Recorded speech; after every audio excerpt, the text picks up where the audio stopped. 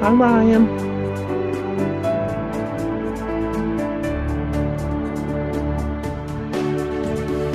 Hello there, Alicia. Hello, Manuela. Welcome.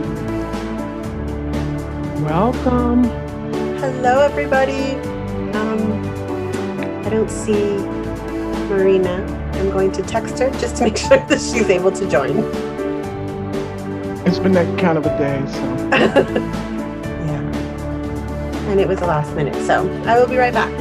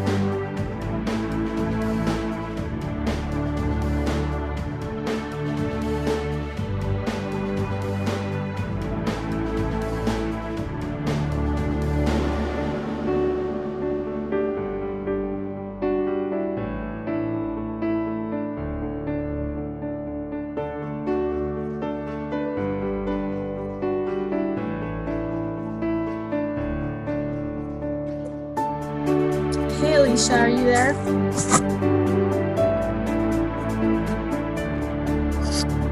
Yeah. Hi. I'm here. Did you want to talk about the buzzer, or is it a problem for you to do it, or is that a lot more work for you? What are you? It doesn't matter. Okay. If it we doesn't, have to do it. We have to do it, dear. I'll do that. okay. You're able to help with that. That would be amazing. Just because with time in the presentations, it's a little hard to keep up with all of it. But if you need me to step in at any point, I have my alarm ready too. So it's just a 2-minute alarm, and right now it's just 2 minutes. So what I want to do is I want to see if you can hear it. Okay.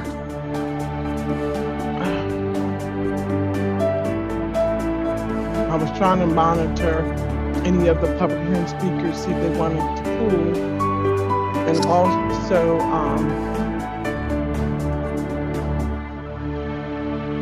why did they send it to council@bouldercolorado.com? They want to pull so that Daniel Hardenberg can present on our behalf. How do you request desire? And they sent it May the 4th. But that's May the 4th. I mean, that's not for tonight's meeting. No. On May 4th. I'm not sure why Brenda sent it to me. That's weird. Yeah, that would have been for, I would assume, last week's meeting. Right. The one on the 4th. That name is familiar. I want to say that Stefan did speak last time. I just want to make sure, because what she sent was, like I said, from the May 4th meeting. Yeah, Stefan's not on the list for tonight. Huh?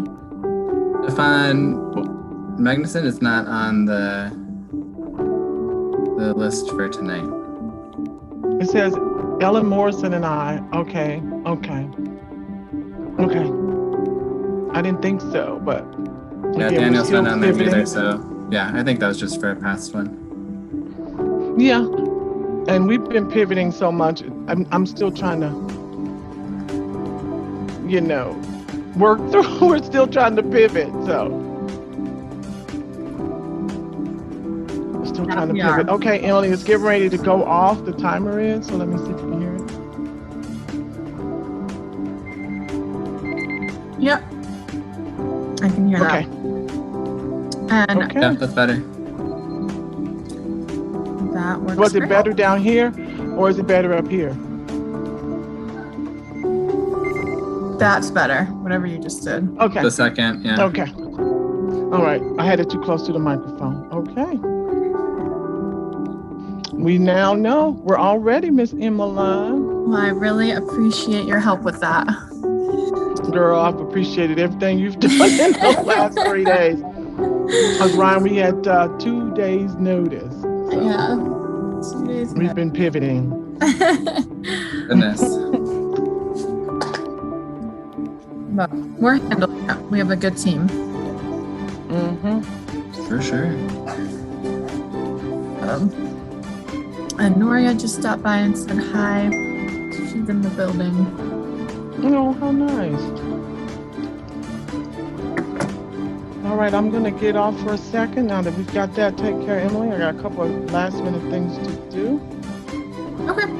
And I think I'm okay. And I got the video from the one member of the public for open comment. She put the video PowerPoint and it's just I think she took it on her phone or something, but it works on my computer, so hopefully when I share the screen, I just don't know if And the sound is good. she just wants me to play the whole thing and she's just gonna stay silent until it's over. Wasn't really sure, but I think maybe when she gets Maybe we can ask.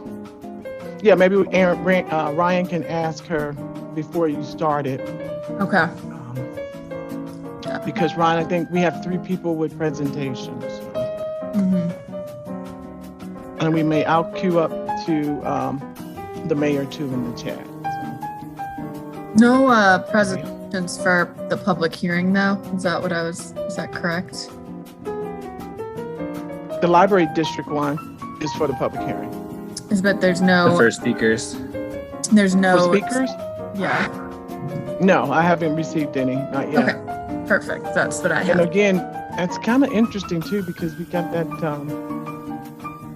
We don't get that out until 5 o'clock or a quarter close to 5, and we only give people till 5 to send in presentations. So we'll have to look at that process too. We may need to close the public hearing a little bit sooner. I'm gonna have to look at the code and see what it says. Okay. Yeah, I think that might be a good idea if we can. Yeah, because we don't really have a lot of time with that. No. We're shuffling right before. So Yes, we are. Shuffling. Yeah. All right, I'm gonna finish getting ready because I got about 9 minutes, and I will see you guys in a bit. All right. Thanks, Alicia. That's good. Thanks, All right, Alicia. thank you, Emily. Thanks. Marina, welcome. Hello, everybody. Good afternoon. How are you? Wow. That's great. That's Yeah. good. That's good. You're surviving.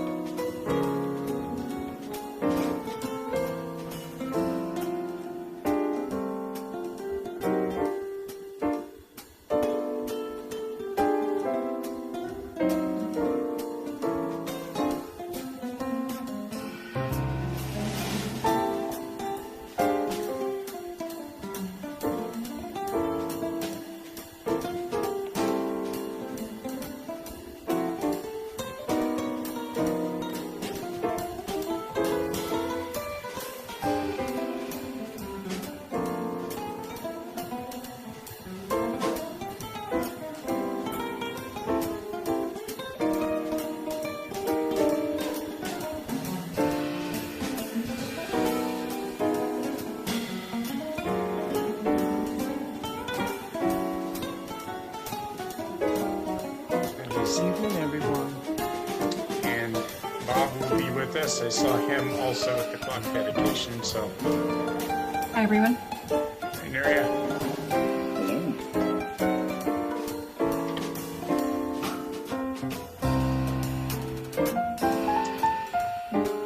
So let's give Bob 2 minutes, and if he doesn't show up, we'll go ahead and kick off, and he'll be here quickly.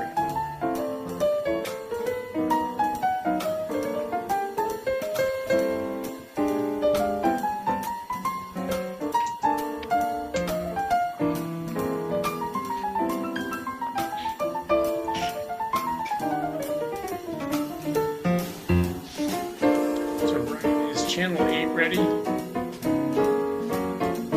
Confirm with Emily. Emily, is channel 8 ready to go? Channel 8 is ready to go. All right, super, thank you. All right.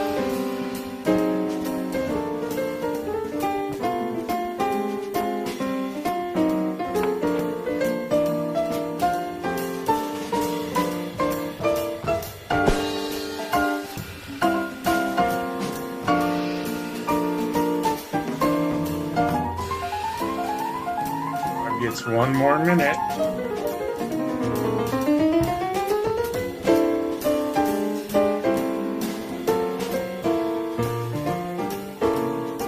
He's logging in right now. I just got a text.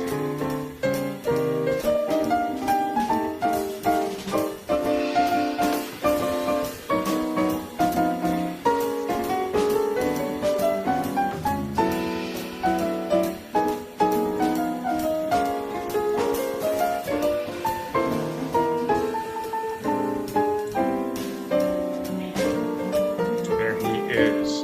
All right. Ryan, are we ready to go? We are ready to go. I'll begin recording. Super, thank you. All right, I will gavel this meeting to order. Welcome everyone to the Boulder City Council meeting of May 18th. We'll start with a couple of quick announcements tonight. First, as usual, if you would like to be notified if you have been exposed to somebody with COVID, sign up at www.addyourphone.com. If you would like information about getting a COVID vaccine, you can do so at the website that's up, boco.org, boco.org/COVID vaccine notify sign up. And finally, we are still looking for applicants to join us on our city boards and commissions. We have 3 of them left open: Boulder Junction Access District Parking, Boulder Junction Access District Travel Demand Management, and the Beverage Licensing Authority. We would love to have you join us for one of those boards. You can apply at bouldercolorado.gov/boards and commissions. And with that, Alicia, could you please call the roll? Yes, sir. And good evening, everyone. Councilmember Brockett, Present. Friend, Here. Joseph, Present. Nagel, Here. Swetlick, Here. Wallach, Present. Weaver, Here. Yates, Here. and Young. Present. Mayor, we have a quorum. Thank you very much. And before we get going on our next item, that item will have language interpretation for us. And so, Ryan, I'm going to turn to you and see if you'd like to do any explanation of interpretation for us. And then, Aaron, I see your hand after that. Ryan? That's good. Thank you so much. As the mayor mentioned, we'll have interpretation for this evening's COVID update, and want to make sure to share some quick reminders.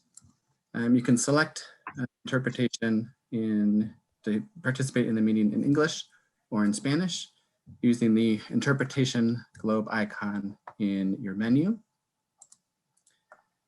And a reminder to all speakers to clearly pronounce each word and to take a breath between sentences, and to please not to overlap speakers for ease of interpretation.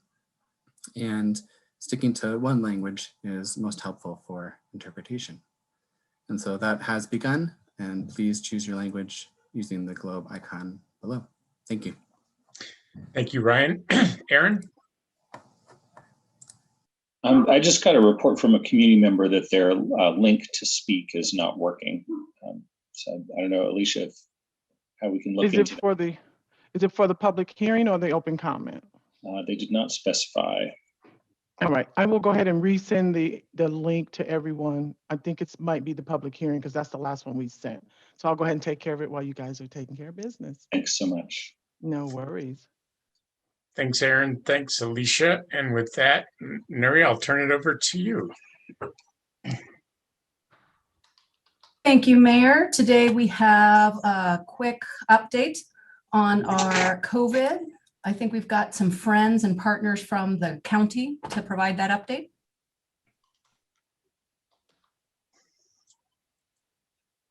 Lexi, if you're ready, I think we're good to go. I am. And can you all see my screen now? Yep. All good.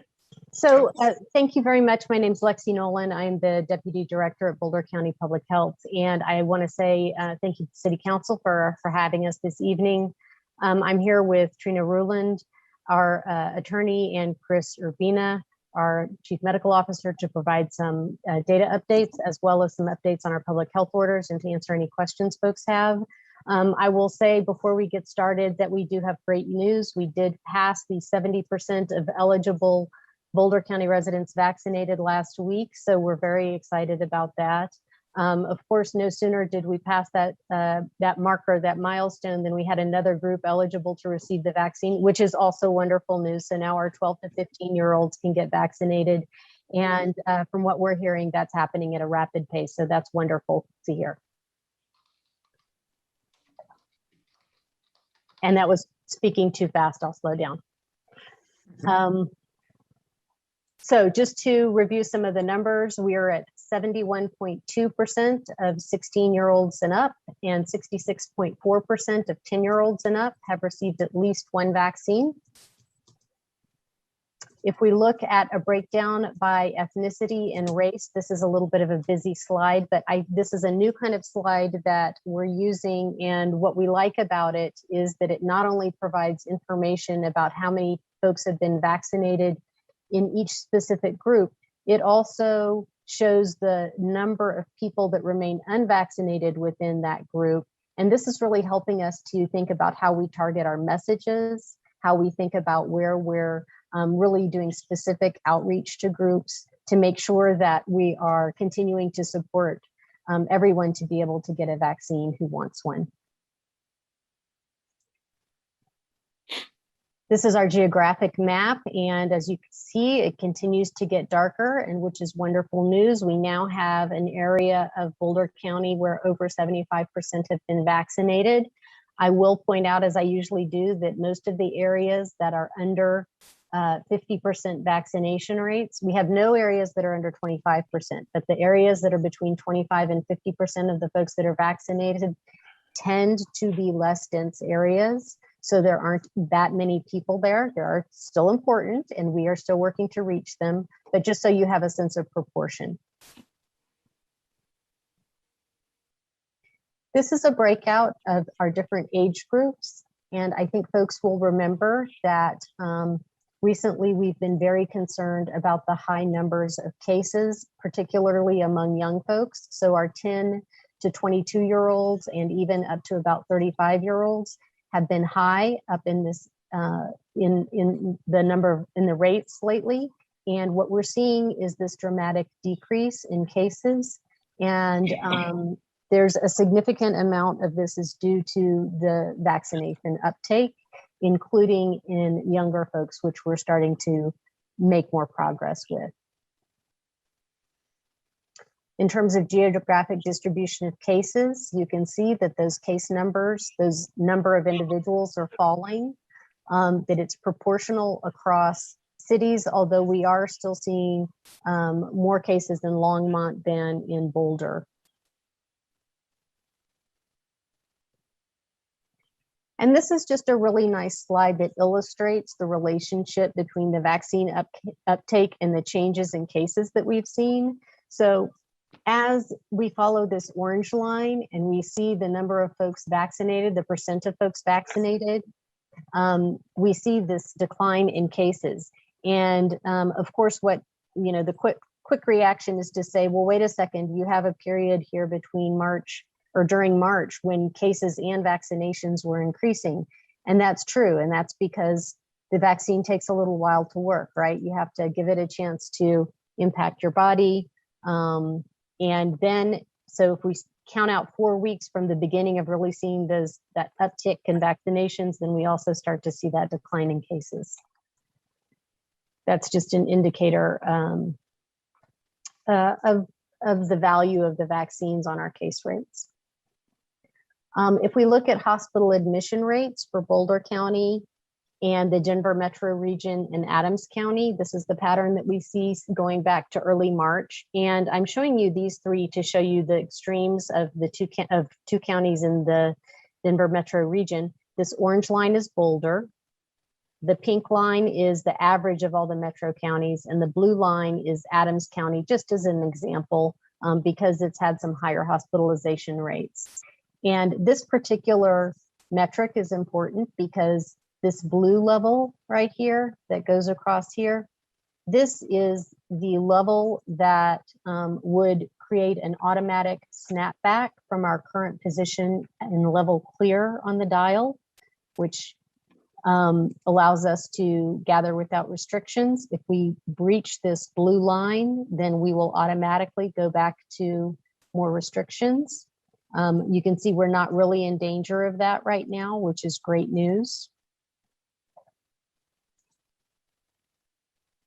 And our 7-day positivity is precipitously declining recently. So we were hovering between 4 and 5% for a good 5 or 6 weeks, which was making us a little bit nervous. And now what we're seeing is that impact of the vaccinations.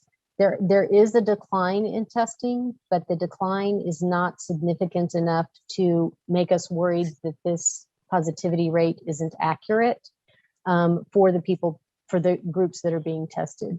We do want to encourage people to keep getting tested, especially if you haven't been vaccinated, and especially among kids, which is still where we're seeing the higher transmission rates. And you can see how the change in deaths has, how the vaccines have impacted the change in deaths. And I just want to point out that we have not heard of a case in Colorado to this point where someone who has had a vaccination has died of COVID. All of the folks that are hospitalized with severe illness or that have passed away were not vaccinated. And this is just really emphasizing that protective nature of the vaccine. You know, it protects you from coming down with the illness. It protects your family from having an exposure, and it protects your family's ability to continue to go out and socialize and meet with your friends and go to work. So just really hoping people keep on it a little bit. As I was saying, testing has dropped a little, but not significantly. And so these are just a few of the data resources if you're interested in learning more. I do want to take a minute to just really thank the City of Boulder for all of the partnership that we've had in achieving this milestone. We work with you guys in so many different ways and just deeply appreciate everything that you've done to jump in, lend resources, lend ideas, work with us, be patient with us as we really, you know, explore some new ways of doing things together and tackling hard problems. So just thank you so much to all of you for the partnership, and we look forward to continuing to move to address the virus and to move into recovery. We do want to discuss a little bit tonight what's happening in relation to our public health order. So I'd like to stop sharing my screen and turn it over to Tina Ruland from the County Attorney's Office. Hi, I'm Trina. I am the attorney for Boulder County Public Health. I'm just going to briefly review the current orders in place regarding COVID-19 and give you a little preview of where we think we are heading with those orders. As Lexi mentioned, Boulder County is now in level clear, which means that all businesses may operate without those COVID restrictions, those capacity restrictions that we were so used to. However, the state does have a very minimal COVID-19 restriction orders still in place. It does apply to indoor public spaces with more than 100 people gathered in a single room. That will remain in effect until June 1st. The state order also still requires schools and early childhood education centers to follow case and outbreak guidance, which means that schools are still subject to quarantine and isolation requirements. Hospitals are still reporting COVID cases, mentioning what Lexi was pointing to earlier to make sure that our healthcare system is not at any risk of being breached. The second component of this is the face covering order. The state, in response to the CDC's updated guidance that came out last Wednesday, updated its statewide face covering order. And just to clarify what happened, the CDC issued new guidance for vaccinated people, saying that if you are vaccinated, you can essentially go back to pre-pandemic life in most situations. This guidance was not intended for healthcare settings, nor was it intended for, to supersede local or state orders. And so state orders are still in effect. I just want to make that very clear, even in light of the CDC guidance. So in response to that CDC guidance, the state changed its face covering order and said, if you are vaccinated, we no longer recommend that you have to wear a mask. However, if you are unvaccinated, we recommend you wear a mask. And a mask is required if you're unvaccinated in a school setting, jail setting, congregate care facility, and healthcare settings. Boulder County's public health's local mask order is still in effect. We have been spending the past couple of days getting stakeholder input, talking to our partners, and making sure that we fully understand the CDC guidance and how it interacts with us as a county and a local jurisdiction. What we expect to do is to update our local public health order to largely align with the state as we put out in that press release last Friday, meaning that if you are not yet vaccinated, we strongly recommend that you wear a mask. If you are not yet vaccinated, you will still be required to wear a mask in a healthcare setting, school, or jail. And in fact, in the school setting and in the congregate care facility setting and in the healthcare settings, masks will still be required regardless of vaccination status, because in the school setting, most people are not vaccinated. And in the healthcare and long-term care facility settings, those are just very high risk settings with high risk folks in them. The state's order, the state's face covering order, is in effect until June 1st, and our local order will align to match that timeline for the most part. Happy to answer any questions about that. Great. Well, thank you both, Lexi and Trina. We always love hearing from you, and these updates are getting better and better, so we'll just keep having you back. So that's great. I turn to council and see if council has any questions, any clarifying questions. Mary. Yes, I thank you, Lexi, and to Boulder County Public Health. And I just wanted to compliment you on how far we've come with the data disaggregation compared to the beginning of the pandemic. So I really appreciate that. And thank you very much for the update. Great. Any other questions? Seeing none, I'll repeat, Lexi, your thanks. I'll thank you back for all the work that Boulder County Public Health has done with us. It's been a long road and we had to ramp up pretty quickly, and we leaned on you quite a bit. So thanks for your partnership and your cooperation in getting us to where we are. Last call, council members, any further questions? All right. With that, Well, thank Sam? you. Yeah, Mark? Yeah, I did, but I also want to point out that my raise hand function is not working. I'm not quite sure what to do about that at the moment. Somebody can give me some guidance, that would help. But I do have a question, which is, it seems that businesses are setting their own standards for the conduct of business within their premises. Is that the case, that they're all free to do so? Require masks, not require masks, however they see fit?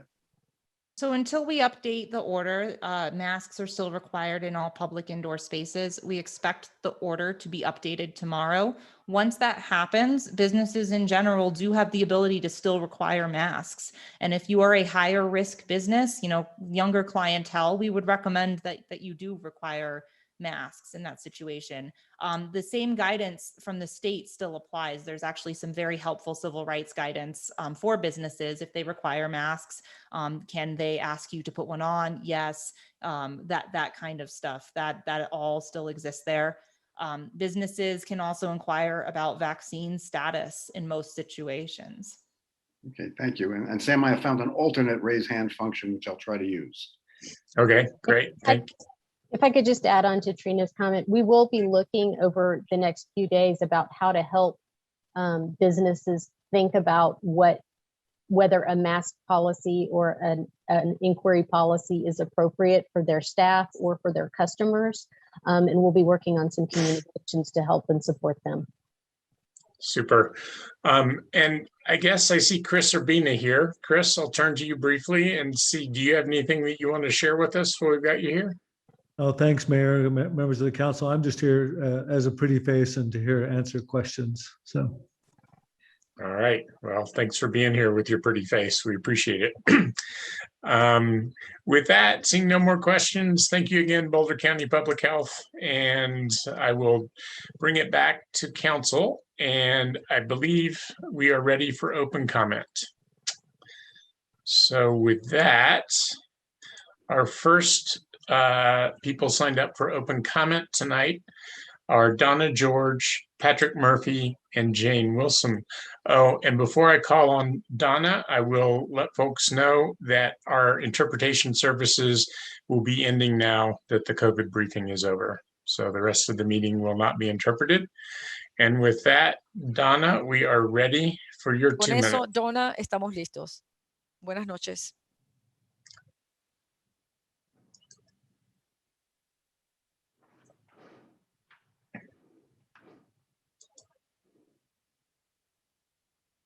You should be able to unmute yourself now.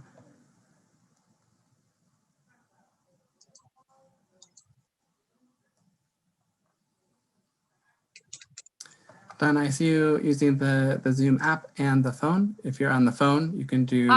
Okay, I just unmuted on the app. So which one do you want me to talk on? We can hear you, Donna. You are good to go. Okay, so I'm going to shut off the phone. Okay, you can still hear me? Yep. Okay, hi, my name is Donna George. I live at 4661 Tally Ho Court, and I'm talking tonight about the Gun Barrel Community Center Plan IGA, which I believe is expiring this month, and it needs to be renewed because there's still a lot of work to be done for the Gun Barrel Community Center Plan. The plan protects the area from a lot of high buildings being built there, and I know a lot of people in Gun Barrel don't want to just have a whole bunch of high buildings blocking their views in the Gun Barrel Center area. In relation to that also is the Gun Barrel Subcommunity Plan, which we really need a Gun Barrel Subcommunity Plan. And I think that needs to be done before any more development in the Gun Barrel area is approved. Because the people in Gun Barrel is a very unique area. It has, the city annexed a lot of areas, especially mainly the retail and the commercial centers. But many of the housing is in an area that many people wanted to remain as rural suburban.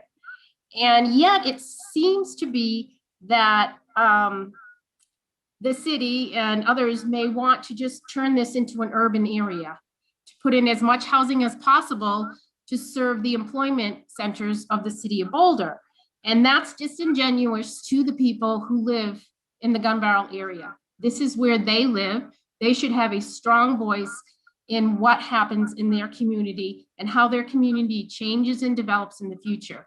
It does not mean that they're against any changes.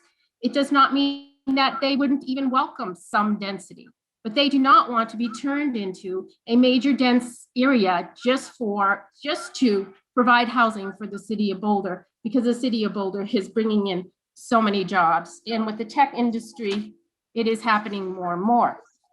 I will be talking on the library district tonight, but this is just an aside because I was reading over the library district thing. Donna, thank you. Your time is up. Thank you. Next, we have Patrick Murphy, Jane Wilson, and Ray Bomba. Patrick? My name is Patrick Murphy. I live in Boulder. This is a reality check on the transparency failure of public access to emails sent to City Council. I'm asking if this failure is due to incompetence, intention, or what? Slide 2. If you figure out the 3-step process to get to the emails, you're confronted with this, a web page only a data manager could love. This lists data fields that are available, as if most folks know what this even means. I do know what it means. And after playing around with it for about 15 minutes, I got nowhere. Slide 3. So I clicked the data tab. I got to see something that represented emails, but they weren't readable since the columns are locked. Not good. I wanted to find emails I sent that included web links and graphics to see what they looked like. I tried scrolling down 10 lines at a time through the 32,000 lines, which was nuts. It took about half an hour to figure out the filter icon versus sorting, but I then found I still had to export the data to Excel to actually work with it. What I discovered was a huge flaw in the data and a total degradation of transparency compared to what it was in the past. Slide 4. The first thing I noticed is that all the emails I've sent over the last 6 months are missing, as well as additional large gaps. Slide 5. The city's website states that all emails are posted and nothing is redacted. Both of these statements are false. Slide 6. Not only are images and links redacted, but dozens of emails are missing. Slide 7. This is what my emails actually look like, not a string of text. This needs to be resolved. Slide 8. Next time, back to critical review of Boulder's need for fast carbon reduction instead of just blowing smoke.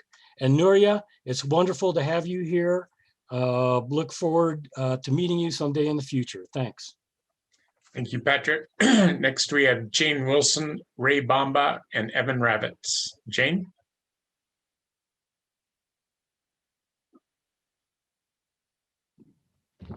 Hi, my name is Jane Sykes-Wilson. I live on Maxwell Avenue in Boulder. I am commenting about the library funding issue this evening. I wanted to thank you very much for discussing the library funding issue this evening.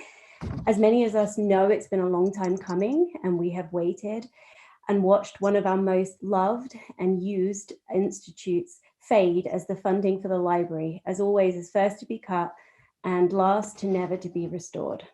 I've been involved with the Boulder Public Library for the past 7 years as a Library Foundation board member, an employee, a donor, a Library Commission member, and now the chair of the Library Commission. And of course, as always, as a patron. I've seen firsthand how important the library is to this community, and I've studied in depth the funding battle that the library currently faces and always has faced. I'm urging you to create a library district by resolution along with the county commissioners. This will allow the two groups to appoint a library district board and to work through the legal, administrative, and logical details of an intergovernment agreement. This will allow the Boulder community to have their voices heard when it's time for them to vote. The library is unlike any space in Boulder. It serves everyone. From the computers that allow for job searches, to the support offered to someone starting a new business, to the 5-year-olds learning to read and the new Americans who are learning to read English, to the most vulnerable of our society who rely on the homebound services. Doing nothing to address the lack of funding leaves our community without this vital resource. Among other things, it will create a lost generation of readers who are unable to check out the books that excite them and to nourish their curious minds. The ultimate community engagement on this topic is to let the community vote on whether they would like a library district or not. Thank you. Thank you, Jane. And I will mention this is open comment. Any further commentary on the library subject should be under the public hearing for the library district, which will come later tonight. With that, we have Ray Bamba, Evan Ravitz, and Lisa Nelson. Ray? Hi, my name is Ray Bamba and I live on 13th Street. I'm urging the council to take the 891 12th Street property off today's consent agenda because the most important conditions for approval are currently not under consideration and were inadequately addressed in the last meeting. 24-hour on-site management is critical to protect the neighbors from undue burden. Nighttime is the most important time to have an accountable person on site. The only argument against this requirement came from the developer who claimed that in their experience, it would be ineffective. This is ludicrous. Around the world, 24-hour on-site managers are able to enforce rules. And if this landlord is not able to control their own representatives, it is a statement of their own incompetence.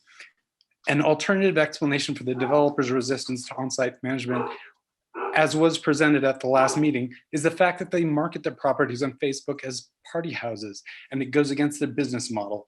Another obvious explanation is the additional cost, but please do the math. This property will undoubtedly generate $750,000 per year in revenue or more. It is absurd to suggest that the neighbors should bear the cost of enforcement rather than the landlord. Consider the cost to the neighbors of having to get out of bed, call the management property and the police, and complain in the middle of the night. These neighbors are adults with jobs and responsibilities. It is entirely unacceptable for the city to place this burden for nighttime enforcement on the neighbors. All the evidence before the city suggests this will be a problem. The precedent for 24-hour oversight is already in place in the neighboring sorority. The only reason the Pi-Phi house is a good neighbor by their own admission is because they have a live-in professional house director. I urge you to take the opportunity to investigate the situation more carefully and strengthen requirements for approval. Thank you. Thank you, Ray. Next, we have Evan Ravitz, Lisa Nelson, and Rachel Daly. Evan?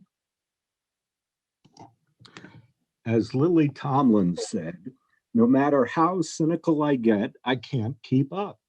Now we learn from the Rocky Mountain Peace and Justice Center that their open records request shows City Council ignored all 119 citizen emails asking for an open hearing about the Rocky Mountain Greenway, which should be called the Plutonium Pathway. Instead, city and county officials colluded to deny the hearing and endorse the Plutonium Pathway. So you're being sued. What a contrast with my open records request showing that in the first 240 days of 2017, the director of the Boulder Downtown Partnership wrote 211 emails to council and got a reply to every single one. We pay you to represent the people, not Boulder's oligarchs and plutocrats. To quote Craig Mundy, senior advisor to the CEO of Microsoft, member of Obama's Council of Advisors on Science and Tech, at Boulder's famous Gold Symposium last week, quote, "Government is pathetic," unquote. Here's how it works here. Rich and powerful Governor Polis is a pathetic toady to oil and gas, which we saw when he killed off the anti-fracking ballot initiatives he sponsored in 2014. Then certain members of City Council are sub-toadies to Jared, and city staff are sub-toadies. That's why the city butchered our first in the nation online petitioning, which would make anti-fracking initiatives easier. Guess what? You spent years to learn all this poison toadying and keeping your oath of silence and hiding behind government immunity, and now everyone is growing to hate you. Thank you, Evan. Next, we have Lisa Nelson, Richard Daly, and Lynn Siegel. Lisa? Hello, can you hear me? Yep. Great, thank you. Hi, I'm Lisa Nelson and I live at 10th and College, and I'm speaking tonight to respectfully request that you take Marpa House off of tonight's consent agenda to allow time for further consideration. There's been substantial community input submitted over the past 2 years providing information that would support denial of this application. Unfortunately, that information does not appear to be reflected in the analysis and recommendations being made. For example, it is difficult to understand how approval of this project can be given based on a comparison to fraternity use of the property from a half a century ago without equal consideration of documented information from the most recent 4 decades of use. My mother remembers going to parties at the property when it was the SAE house 65 years ago. However, I'm fairly certain that at no time in the 40 plus years that the property was a contemplative community did any neighbor ever have to go over to Marpa House in the middle of the night to ask them to meditate more quietly, nor were neighbors subjected to the frequent presence of obscene graffiti, trash, and beer cups strewn everywhere, which are common sights at the applicant's other properties. In light of the strong and well-documented concerns about this project, if you do decide to approve this proposal with conditions, please consider this. Staff and applicant draw a comparison to the non-conforming use of the Pi Beta Phi sorority house next door to justify approval of this project. If that is in fact the case, then the operating characteristics of this project should reflect the same operating characteristics that Pi Phi has, which include no alcohol, no drugs, no parties, and most relevant to this discussion, a full-time live-in professional house manager who ensures that the rules are followed day and night. To be consistent, the Marpa House development at a minimum must include a live-in on-site professional manager. A student tenant acting as a manager or an off-site company representative designated to take neighbor complaints is not the same thing, does not serve the same purpose, and will not address the concerns of neighbors. There's also a question of what will happen if approval is granted and conditions are not met. It's not clear if there will be any meaningful consequences if the applicant does not meet the conditions you set. Speaking for many of my neighbors, we would love to see the next chapter of the Marpa House property be something that continues the legacy of peace and community that existed there for over 40 years. Thank you for your time and service. Thank you, Lisa. Next, we have Rachel Daly, Lynn Siegel, and Claire Kelly. Rachel? Hi, my name is Rachel Daly, and I am actually here tonight to talk about the library, but I'll wait to talk about that for a moment. I just want to comment about our issues with housing. I know that there's a lot of controversy around density, but I think that I would just urge you guys to please consider what it means for the people who've lived in Colorado, who want to live in Colorado, who can't afford to be here, who can't find a home. We're experiencing a really incredible housing shortage right now. So please, whatever issues you're looking at, please consider that. Thank you so much. Thank you, Rachel. Next, we have Lynn Siegel, Claire Kelly, and Gwen Barek. Lynn? Yeah. First, Marpa House, do not rule on that. Do not follow the consent agenda. It's clearly non-conforming, increasing non-conformity. And you know, my brother, Paul, lived there for 10 years. It was, at the end, it was $900 a month, including food. And now my brother is basically homeless, Tom and Bob, basically homeless. And guess what, Bob? My brother does landscaping. He doesn't have to go to school to go do landscaping. He mows lawns, but he can't afford to live here anymore. So just saying, if you're going to send people to culinary art school or landscaping to get them out of the unhoused condition they're in, you better go further than that. You better train them on a Google job to live in Boulder. Let's see. I can't believe everyone I heard tonight. So right on. Gun Barrel, right on. Ray Bambia and Lisa Nelson, listen to your constituents. This Marpa House situation is the model of housing in Boulder, and you have just turned it into a Frankenstein. It's just so unbelievably unacceptable. Rocky Flats, you got one lawsuit with Rocky Flats. Do you want another? And you've got another one coming, hopefully, from Holland and Hart on Marpa House. This is just obscene that these things are even listened to. 11 Marine, there was debate for 3 hours over a dining room being used as a bedroom. Now, luckily, staff didn't approve of that, but that developer will be back after bedrooms are for people, probably trying to get 5 people into the place or 4 people. Thank you, Lynn. Yeah. Next, we have Claire Kelly, Gwen Burak, and Valerie Kindgren.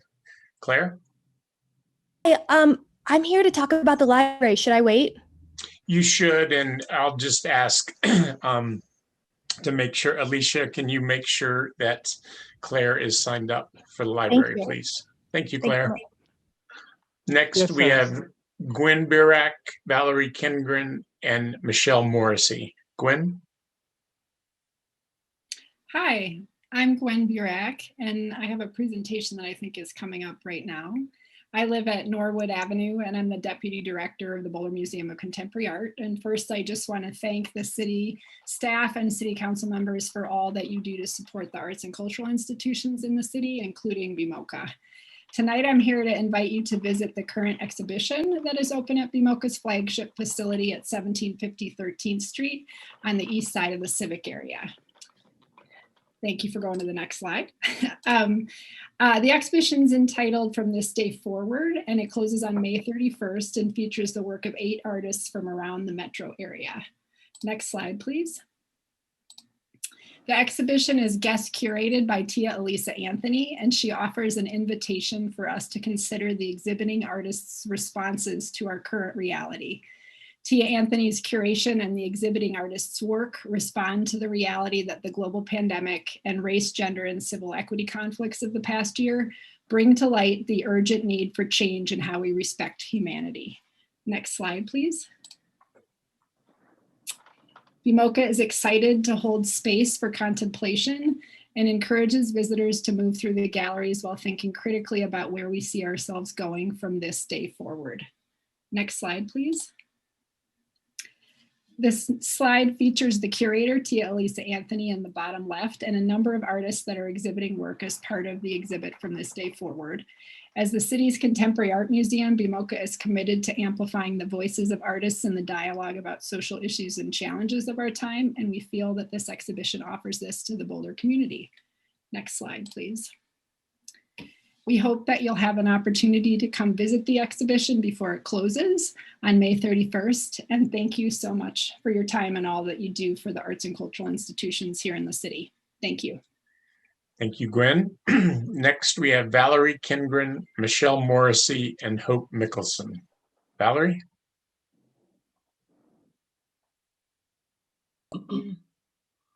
Good evening. This is Valerie Kindgren, 1212 Cascade.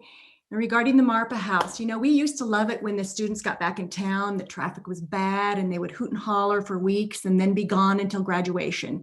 And now it's different. Many are destructive, they're loud, they're inconsiderate, and sometimes mean. And this is year round, sometimes 3-4 times a week. So now we dread the students coming back. We already have a battle going on with this. So I asked myself, why has our city council chosen to allow 48 more students in a single family neighborhood? Why would they do that? And your answer was students deserve housing too. 48 out of about 33,000 students is not worth ruining our neighborhood. This makes a huge difference to our lives if you allow this.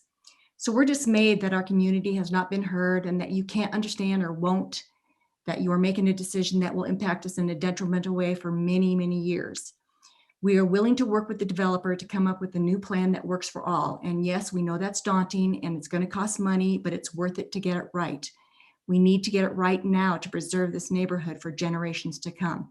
So I ask you to please deny the application.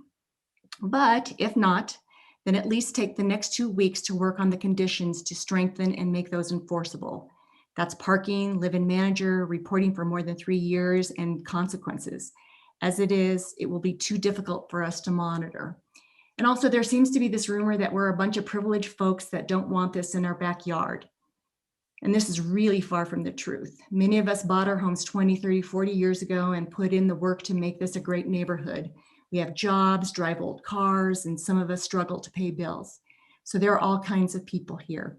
I ask you again to please reconsider your vote and deny the application. Thanks so much for your time tonight. Thank you, Val.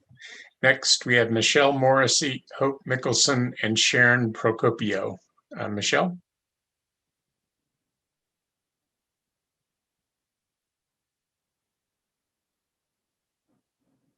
Michelle is calling in by phone.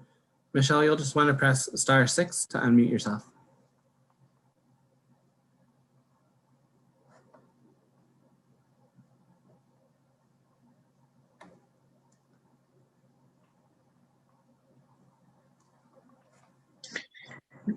Michelle? Hey, sorry. There you go. Hi, City. I beg your pardon, City Council members. I was so looking forward to seeing your faces. It's been so long. My name is Michelle Dene, Sierra Garcia Morrissey, and I was hoping to see you all tonight, but here I am. So I just wanted to sort of speak up on some things that have been coming up for me personally based on my love of Boulder and my dedication to this community. As you all know, I was very disappointed to see $1.5 million to additional positions in the police department when there are positions yet to be filled, and that money could have gone a long ways in getting these people back on their feet. That does tie in a little bit to the library for me, because the library has gotten me back on my feet more than once. And I just wanted y'all to really consider who you're representing and who you're showing up for, because I think I know you all, at least relatively, and I hope that you can take a step back and really assess if we're working for the people, or if we're working for the institutions that sort of suppress the people or oppress the people, depending on who you ask. And I wanted to just remind you of the work that is being done, has been done by the task force, and is being done by the oversight panel, and that budget delegation was not in line with the values that created the task force. Or I wouldn't speak for the current oversight panel, but I can't assume that any of them would be proud to say that Boulder just allocated over $1 million to more policing when we have a relatively peaceful community. And I was very disappointed to hear that. And I hope that you would consider allocating those funds towards something like the library, or towards something like housing. Or I heard some people speaking against increased dwelling, but the reality is, if we don't address some of these housing issues, then that's the only alternative. Like, you have to rent a room at this point. You can't, if you're a young adult trying to start your life, you can't go rent a house in Boulder. You have to be, we're approaching San Francisco prices, and it's just really disappointing to see. Thank you, that Michelle. That I'm sorry to interrupt. Your time's up. Thank you. Thank you. Next, we have Hope Mickelson, Sharon Procopio, and Alicia Murray. Hope. Hi, my name is Hope Michelson, and I live at 805 13th Street on the Hill. I'd like to request that you remove the reconfiguration of the Marpa House, 891 12th Street, from the consent agenda, and further consider conditions to limit the negative impact the project will have on our neighborhood. Previous discussions by the City Council and Planning Board has prioritized the need to protect the applicant's investment and limit restrictions on his development. Some of the commenters the development solicited for the last meeting tried to portray the Hill neighbors as unsympathetic and overprivileged. On the contrary, I find my neighbors to be caring, honest, hardworking people. My husband and I have met residents, teachers, artists, writers, single moms, CU staff and faculty, and many retired educators. We are as hardworking and as deserving of consideration as the students and the developer whom this plan favors. As much as we love our neighborhood, we have found it challenging to live on the Hill, even without dense student apartment complex in the middle of the neighborhood. There are many streets we cannot walk with our dogs because of all the broken glass. Last week while we were walking, a student turned into a driveway and urinated on the fence. Over the past year, the frequent fireworks have been nearly unbearable. When one of our neighbors posted on Nextdoor about her struggles with mental illness because she couldn't sleep because of fireworks all night, several students told her that, quote, students rule the hill, and that she should leave the neighborhood if she doesn't like it. We set up a soundproofed room in our basement to help us make it through the nights last summer, and the students who were the source of that noise were several blocks away. I have never lived in a town where I need to call the police on my neighbors to be able to sleep, but this is exactly what the plan you're putting in place will require. There will be no repercussions for the developer when this development turns out just like all their other properties. Please do not approve the reconfiguration of the Marpa House without finding better enforceable ways to minimize its impact on our neighborhood. Thank you so much for giving us the opportunity to speak tonight. Thank you, Hope. Next, we have Sharon Procopio, Alicia Murray, and Lisa Spalding. Sharon? Mayor, I do believe that Sharon and Alicia have signed up to speak to the library. Great. Thank you, Ryan. Then Lisa Spalding. Yep.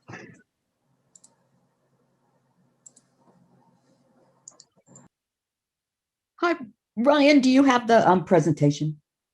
Oops, thank you. And can you, oh, okay, you can turn that on in a minute. I joined the neighbors who preceded me in asking you to remove Marpa House from tonight's consent agenda. The conditions staff has drawn up are not adequate to protect the neighborhood from the impacts of the applicant's proposal to expand this nonconforming use. Around midnight last Friday, Daniel Harburger shot the video that follows of Cedar House, the applicant's rental property at 14th and Euclid. The occupancy is 28, 20 people less than he proposes for Marpa House. This was just a typical Friday night, no special occasion. And Ryan, if you could turn that on, it would be great. Thank you.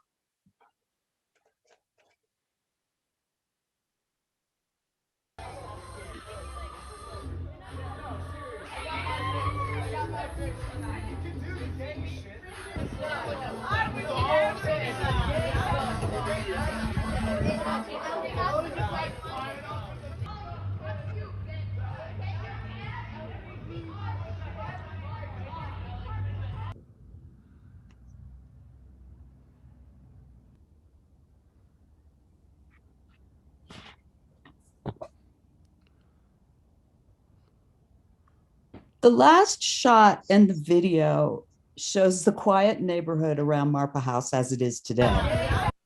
If you could show the photo now, Ryan, it would be great. Without a professional adult manager residing at the property full-time, calm nights will turn chaotic and daylight will reveal trash and other remnants of the night before. As written, condition D does not guarantee the management will take full responsibility for protecting the neighbors from impacts either at night or during the day. That is Cedar House on the left, and that is Marpa House on the right as it is today. Thank you. Bye. Thank you, Lisa. And with that, we will bring public comment to a close. I'll bring it back to staff and see Nuria or Tom if you have any response to anything you heard tonight.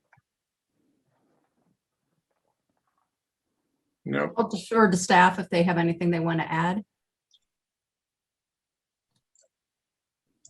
Don't see anything. Tom, anything from you? I have nothing, Sam. Thank you. Thank you. Council, Aaron, and then Rachel. I had a question. Ms. George referenced an IGA that's expiring, and I don't think that's on my radar anyway. Other council members may be aware of that. Is it possible to get an update? I don't expect people necessarily know offhand, but on the status of that IGA regarding gun barrel?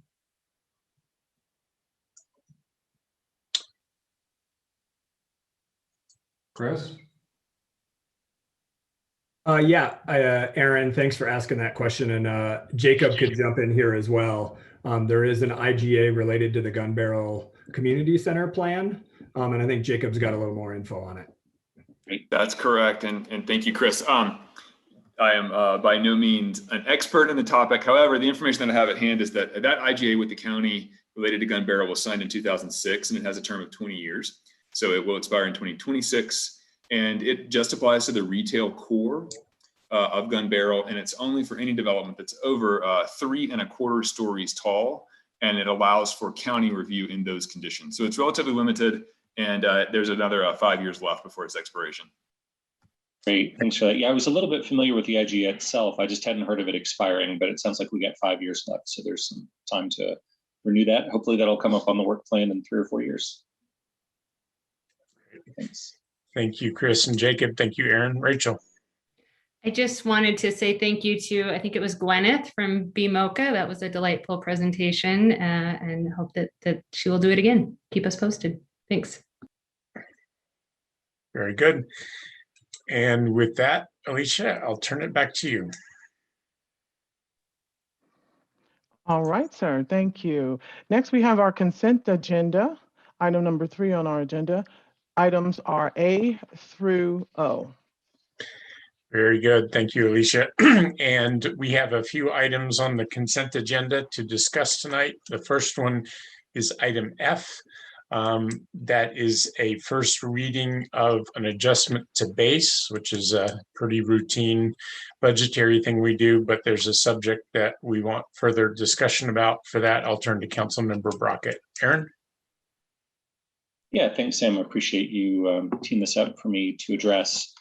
So as council members know, and as community members may or may not know, the second reading of the adjustment to base is scheduled for a couple of weeks from now, and was scheduled to be on the consent agenda. And I had sent an email to the council agenda committee requesting that we move that to a public hearing. And my justification for that was that we've been putting things on the consent agenda that either have already had a public hearing or that have minimal community interest in them for them, which I think has been working really well. But there are some new proposals in the adjustment to base that are of significant community interest that I felt merited some outreach to the public on. And so I put that out there with that request, and since then have been thinking about the matter and had some discussions with some other folks and kind of honed in on my thinking regarding that. So specifically the adjustment to base, it has a lot of routine changes and some great changes, and then some things that we already talked about at a study session regarding kind of how to work with encampments in our community and other ways of kind of improving the public experience in public spaces and how to improve that experience. So, and as I thought it through, that most of those things have garnered wide community support. So, for example, the Downtown Ambassador program proposal, everybody seems to think is a good idea. Similarly, the park ranger issue, or the new urban park rangers or restoration of those, people generally think those are a good idea. The one area that has been controversial, I think, is the additional funding for 6 additional police officers to be added to the police force. And there have been some strong opinions from the community in a lot of different sides, different perspectives on that matter. And so that's the item that really had the strong community interest. And so that was my, effectively my primary reason for requesting that be a public hearing. So here's what I'd like to bring forward to council, because I've heard from some of my colleagues that maybe public hearing isn't necessary or desirable. We did, when we worked on this issue at the study session, we heard from the police department that they have a significant deficit in the number of officers on their force right now. They're allowed to they have an approved amount of 184 sworn officers. And I think depending on how you count who's in the pipeline or who they still need to hire, they're down more than 20 on that number, and have some significant hiring left to do, which will take some time. And I reached out to Chief Harold today. She says that she is working hard. Her department is working hard on getting new officers hired and onboarded. That process will take some time. She thought that she might be able to hire up to that 190 level, but that it's going to take a lot of work to do the hiring, and it will take some time, regardless of whether it's the 184 or 190 level. So here's my proposal. that I don't believe that it is necessary at this time to add the additional police funding in this adjustment to base because of the additional hiring that needs to happen already for the police department. So my proposal would be to not include that additional police funding in this adjustment to base. Instead, recapture those funds for additional restoration of services in some of the areas. It's not a huge amount of money in the next few months, but some amount of money to maybe restore some Parks and Rec services or help the planning department get back up to speed, or human services funding, et cetera. And so what I'd like to hear from council about is, would people be amenable to removing that from this adjustment to base and saying that if the police department is able to hire up to their 184 level and is able and wants to come back for a request for funding up to the 190 level, while being able to state how things are working and how that would be very helpful, that they could come back in a future adjustment to base or other budget cycle with that request. So my proposal today is to remove that from the adjustment to base today, if possible, and then move forward with the rest of the adjustment to base on the regular schedule, and then let the police department come back with an additional request if they feel that it is necessary at a future time. So thanks for bearing with me through that explanation, and I'd like to hear from my colleagues. Super, thanks, Aaron. Yeah, we'll just go with colleagues. I'd like to turn to staff at some point, but let's start with council questions or comments. Bob? My question, thank you, Aaron, for that proposal. I think it's an intriguing proposal and worth considering. My question really is for staff, Sam, if that's okay. Sure, you bet. I don't know if Chief Harold is on, or somebody from the police department. Oops. Yes. Oh, hi, Chief. How are you? So, Chief, considering Aaron's proposal, would you, if we were to pass, as Aaron suggested right now, we would do all the things we talked on April 27th, except for making the budget adjustment now, would you still be able to redeploy the 6 police officers that you've talked about? I think you shared with us that you would redeploy 6 existing officers to some problem areas that we have, particularly downtown and civic area and on the Hill. Would you still be able to do that, subject to Aaron's suggestion that we could revisit the budget question? No, sir, I would not, unless I took resources from other departments like I talked about on April 27th.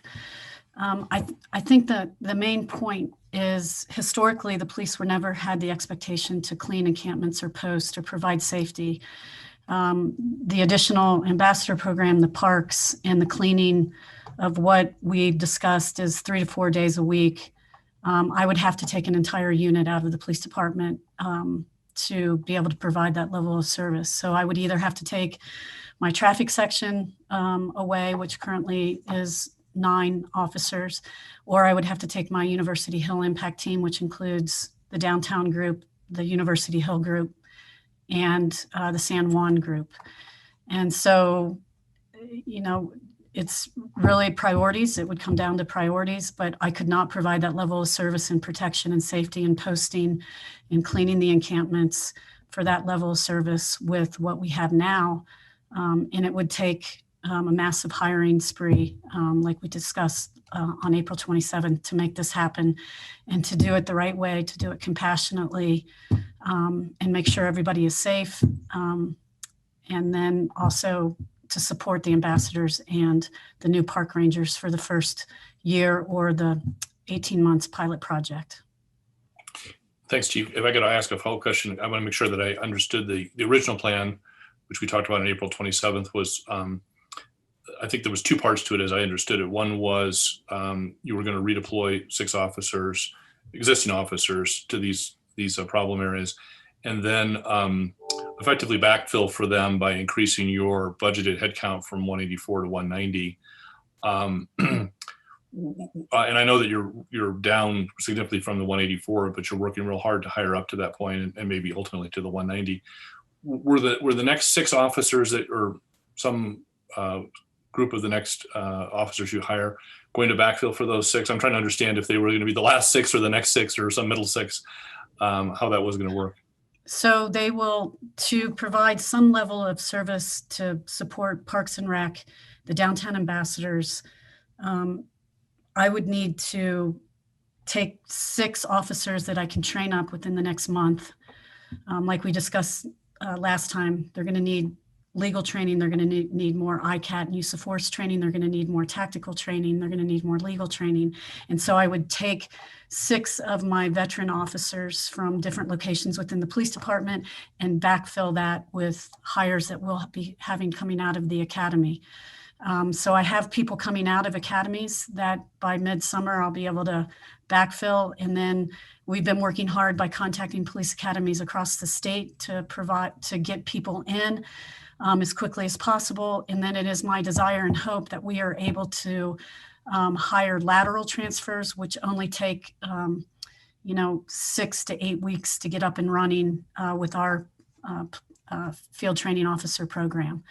And those are officers that already have post certifications in Colorado. So that is the plan. And when you think about staffing to do this right, my target goal is more like 200 because we are constantly losing officers almost on a daily occurrence right now. Thank you, Chief. Mary. So yeah, I have a quick question for the chief just to understand the timeline. So I'm understanding how you would take more experienced officers from some sections and redeploy them into helping with the encampments and the ambassadors and the cleanups. And then you would then replace those redeployed, more experienced officers with the recent hires. So it's going to take some time. So how much time do you expect it to take before you would reach the 184?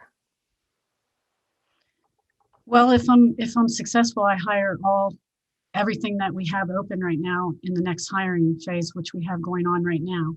So I would need the funding right now to offer people positions in academies and offer lateral transfers now. And that's the problematic part of hiring in police departments. You have the openings and you make job offers to as many people as are qualified to do the job. And that would be my desire, is to have that many people hired in the next hiring cycle. And right now we are diligently trying to get more academy openings to put people in those openings.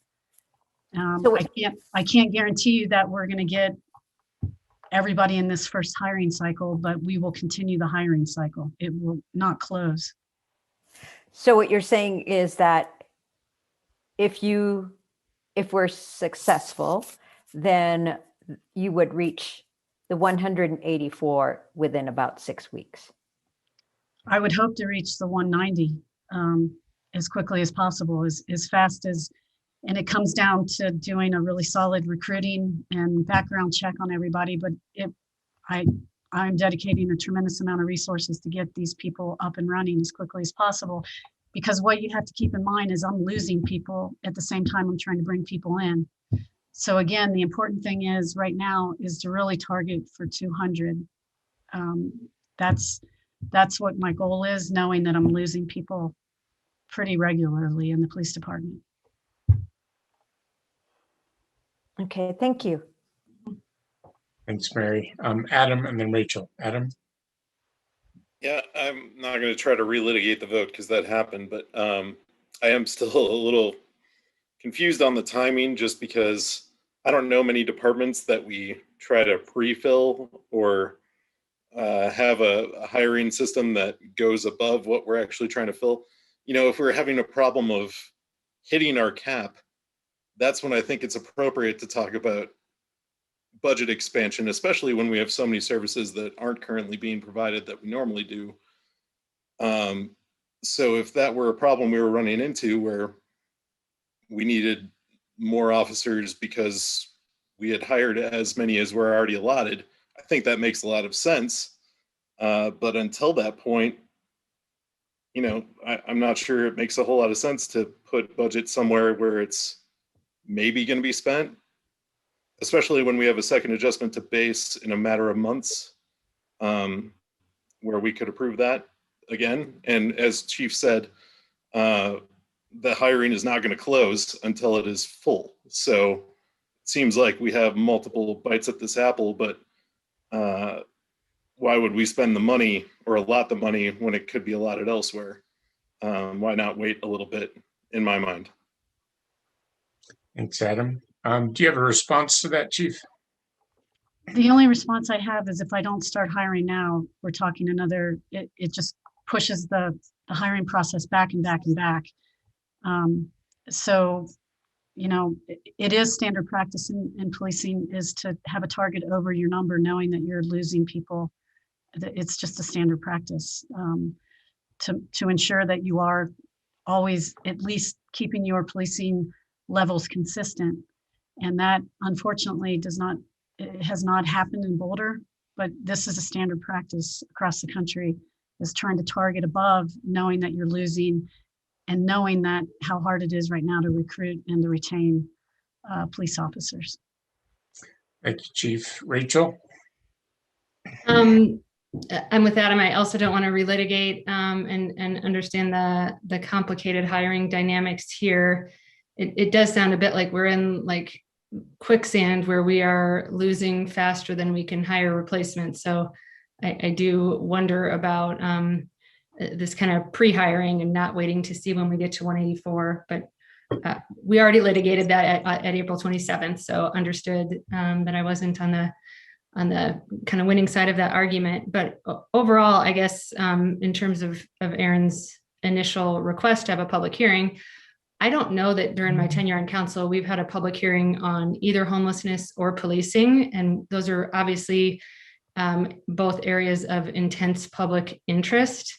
So I think, you know, we haven't voted on this yet. My experience has been that we have a vote on something that has significant public interest, we have a public hearing on it. So it seems like we would need to have a public hearing on this either in 2 weeks if we're going to move forward with it, or maybe when we do the second adjustment to base if we're waiting.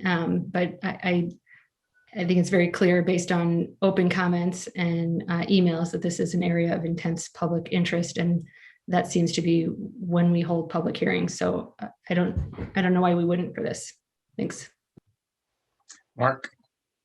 Yeah, I'm reluctant to put the chief in the position of having to rob Peter to pay Paul, and to strip down already undermanned departments in order to achieve the 6-officer complement that she envisions for the homelessness issue. So I would not wait until the second adjustment to base. I would approve this now and give her the resources that I think she requires in order to carry out the policies that we have approved. You know, that's just my view. Thank you. Mary?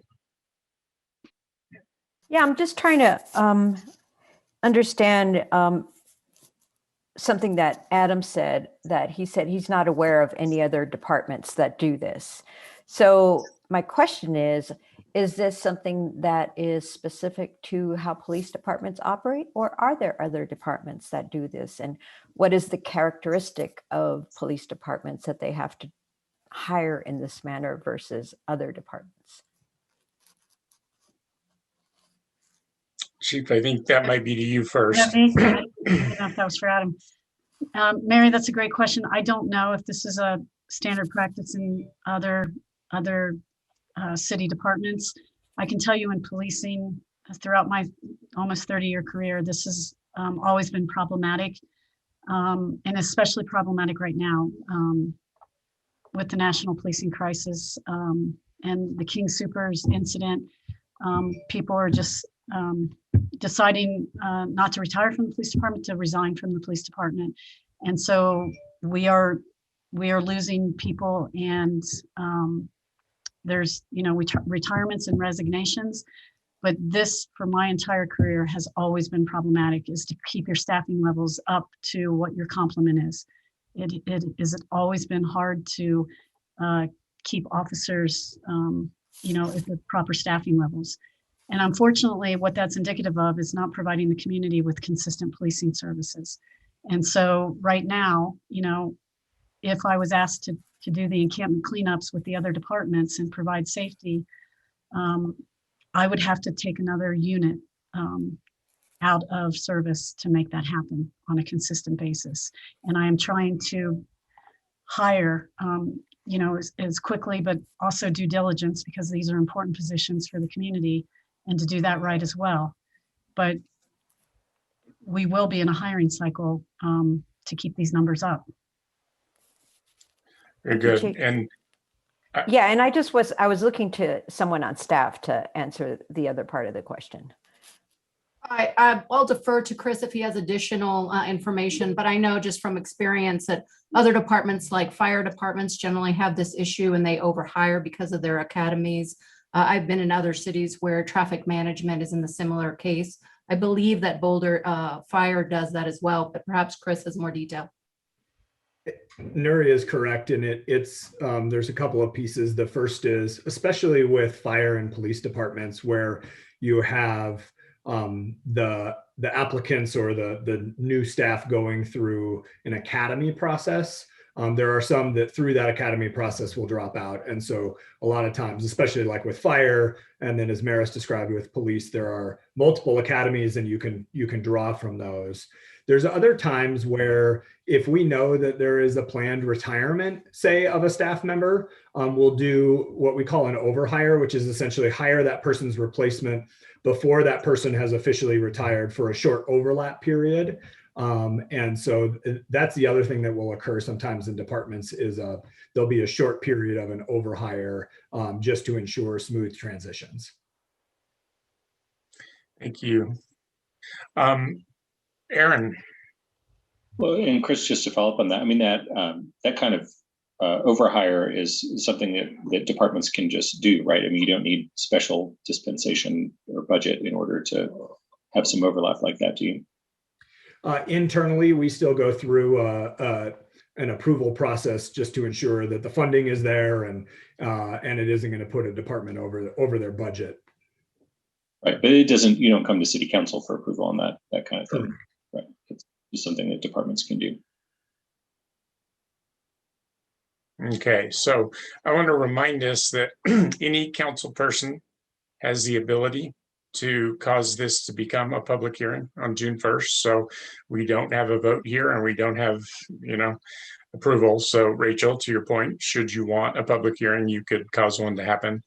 Aaron, I'm gonna go back to you. This is your item. Do you have a suggestion you'd like us to move forward with, hearing what you've heard so far?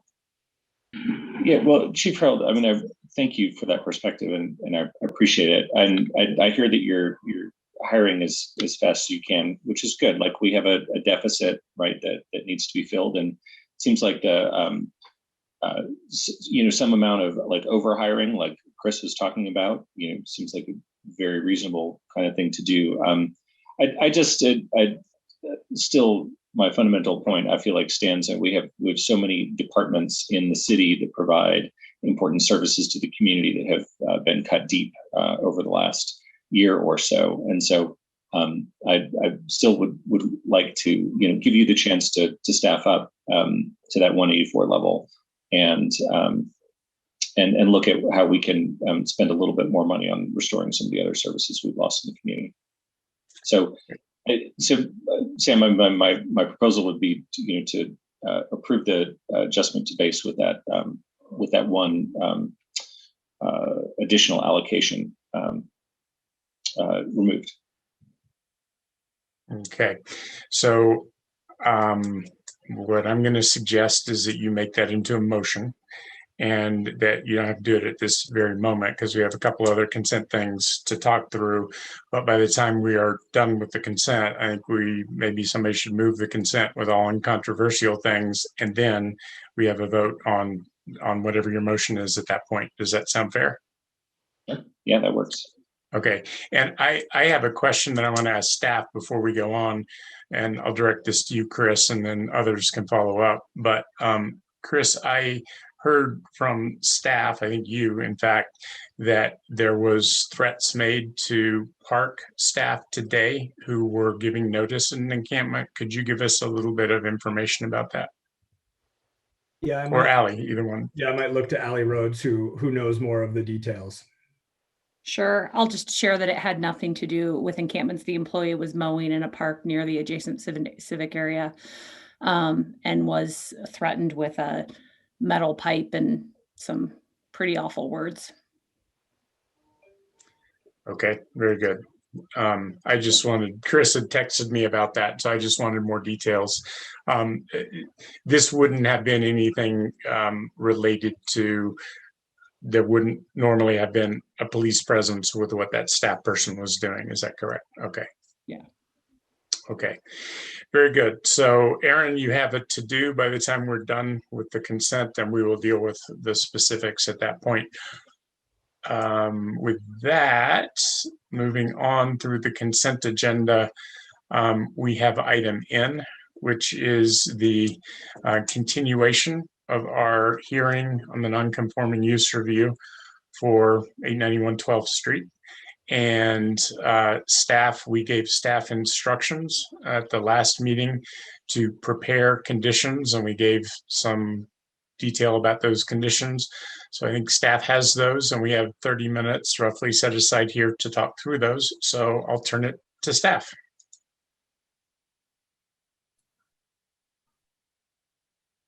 So I'll see, Sloan, are you ready? I'm ready. Okay. All right. Good evening. So as you described, the item tonight is a continuation of a discussion regarding an application for a non-conforming use review to renovate the historic structure and convert the boarding house to 16 dwelling units. Ryan or Emily, is there a PowerPoint? There we go.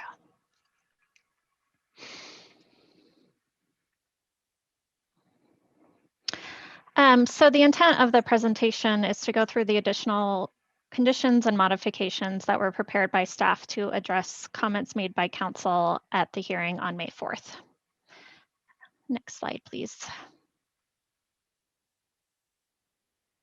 I might be able to get control. Here we go. So the application, as you know, must be reviewed for consistency with the criteria set forth in subsection or 9215 of the Land Use Code.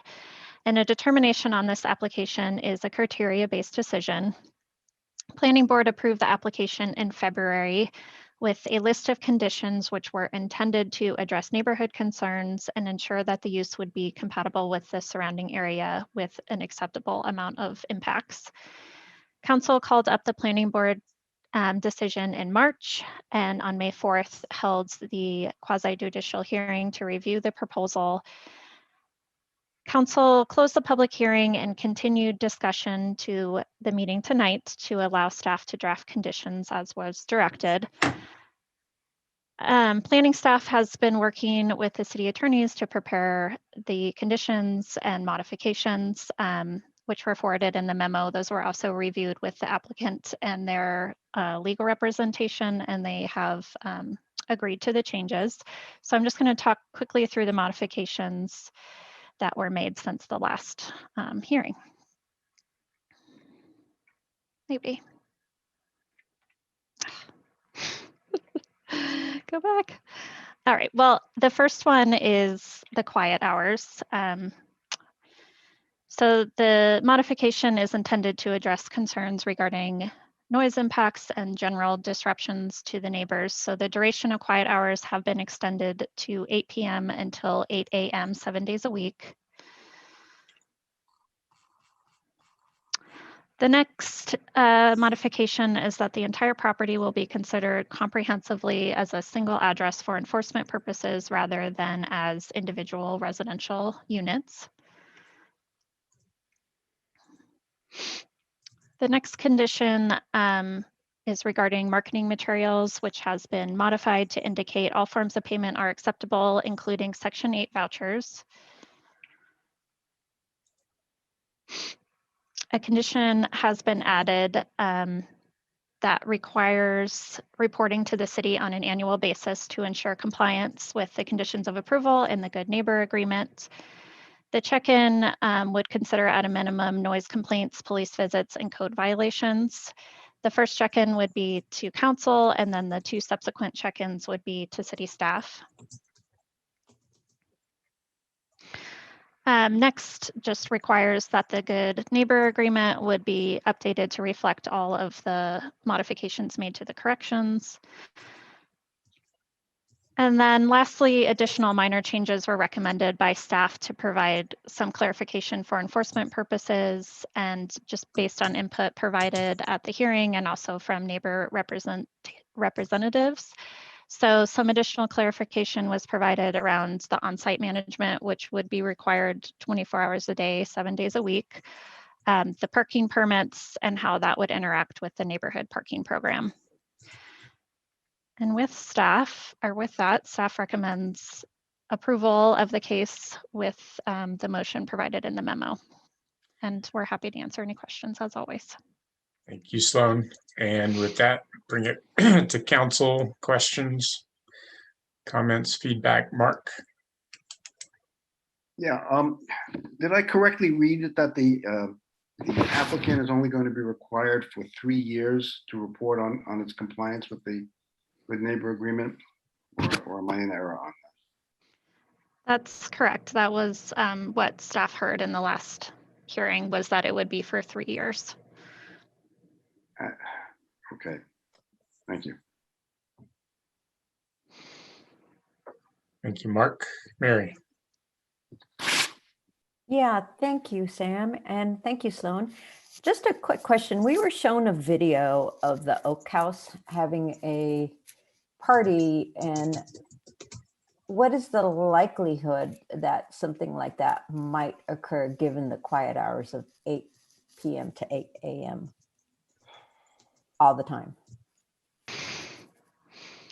I'm not sure I can comment on the likelihood. I could say that it, from what was shown, that would be a violation of their approval if at 12:30 at night there was amplified music and yelling and so forth. And then so that would be a violation, and then it would go to that address. And and so that would also be a case where there's the 24/7 on-site management. So presumably the management would step in prior to that, and that's the intent of that. So, okay, thank you. I guess I can't get my raise hand button up either right now. It was working, okay, before, but now it's not. And you know, obviously we don't have a decibel reader on that video, but maybe to Tom, like to me that already looks like it would violate our city noise ordinance. Is that so? I guess I'm a little bit confused as to how this will make this better for the Hill if we've got quiet hours. I understand there's going to be the the internal enforcement, but shouldn't that already not be happening, basically? Assuming it's over a certain decibel level, which it looked like it probably was. It's hard to say what the decibel level is from a video like that, but that's entirely possible, Rachel. Okay. We get lots of noise complaints, and the police investigate them. Okay, thank you. So Tom, I'll colloquy on that. If this quiet hours condition is in place and something like that occurs where police are called for a midnight noise violation, and it's clear that 2 things happen. There was the noise violation that the police can intervene on, and there was the violation of the conditions. What will happen as a result of the violation of the conditions if those hours are not maintained? Well, Sam, I believe the law is that someone can file a complaint with the planning board, and the planning board can issue a sanction, including prohibiting occupancy. Got it. So it is a pretty severe list of consequences that could be levied if this is an ongoing problem. Yeah, I would say it's more severe than our general noise code. That's what I was guessing. Mirabai? Mine's not really a question. It's just kind of colloquying on that in terms of, yeah, that can happen. But the question is, especially knowing this planning board and whoever knows what's going to happen with future, is that really going to happen? Just because a resident files a complaint doesn't mean the planning board's going to go in their favor. And so once we put this in, it's a forever thing. And this neighborhood that was somewhat enjoyable, forgetting the fact that they're having to sleep in noise-proof rooms and having PTSD or mental problems from the noise that they're experiencing from lack of sleep, this is just gonna, I don't know. I don't know why we're not listening to our residents and instead supporting people who don't vote and pay taxes here, but that's it. Mary? Yeah, so Mirabai's comments raised a question for me. And if I guess the question is there clear criteria as to how the planning board would make a judgment on such a complaint? Mary, I think the criteria are in the conditions. So they would just determine whether the conditions were violated. And so there's no subjectivity. A party is being held between 8 p.m. and 8 a.m., and that would be a violation. That would be my view. Okay, thank you. And Mary, I'd like to follow up also to Mirabai's point. If somebody makes a complaint to planning board, does that set it up so that council could call up their decision? I don't know the answer to that, Sam. David Gear's on the call. He might know, and I can also take a quick look at the law. That'd be great. David, do you know? He's probably studying the library stuff. Let me go take a, oh, there he is. Yeah, I can look it up. Okay, we'll come back to that. Thank you. Council, any other comments, questions, or discussion? Adam. In Mary's first comment, she said something about 24/7 on-site presence, and that's not the case, if I remember correctly, right? No, there's not a condition we asked to be drafted, right? Well, there is that language about 24/7. Condition D, at least one on-site manager shall be present on the property, generally 24 hours a day, 7 days a week, when tenants are residing on the property. So, and that came from planning board, is that correct? With some additions. Got it, thank you. That's where I missed it. I appreciate that clarification. Thank you.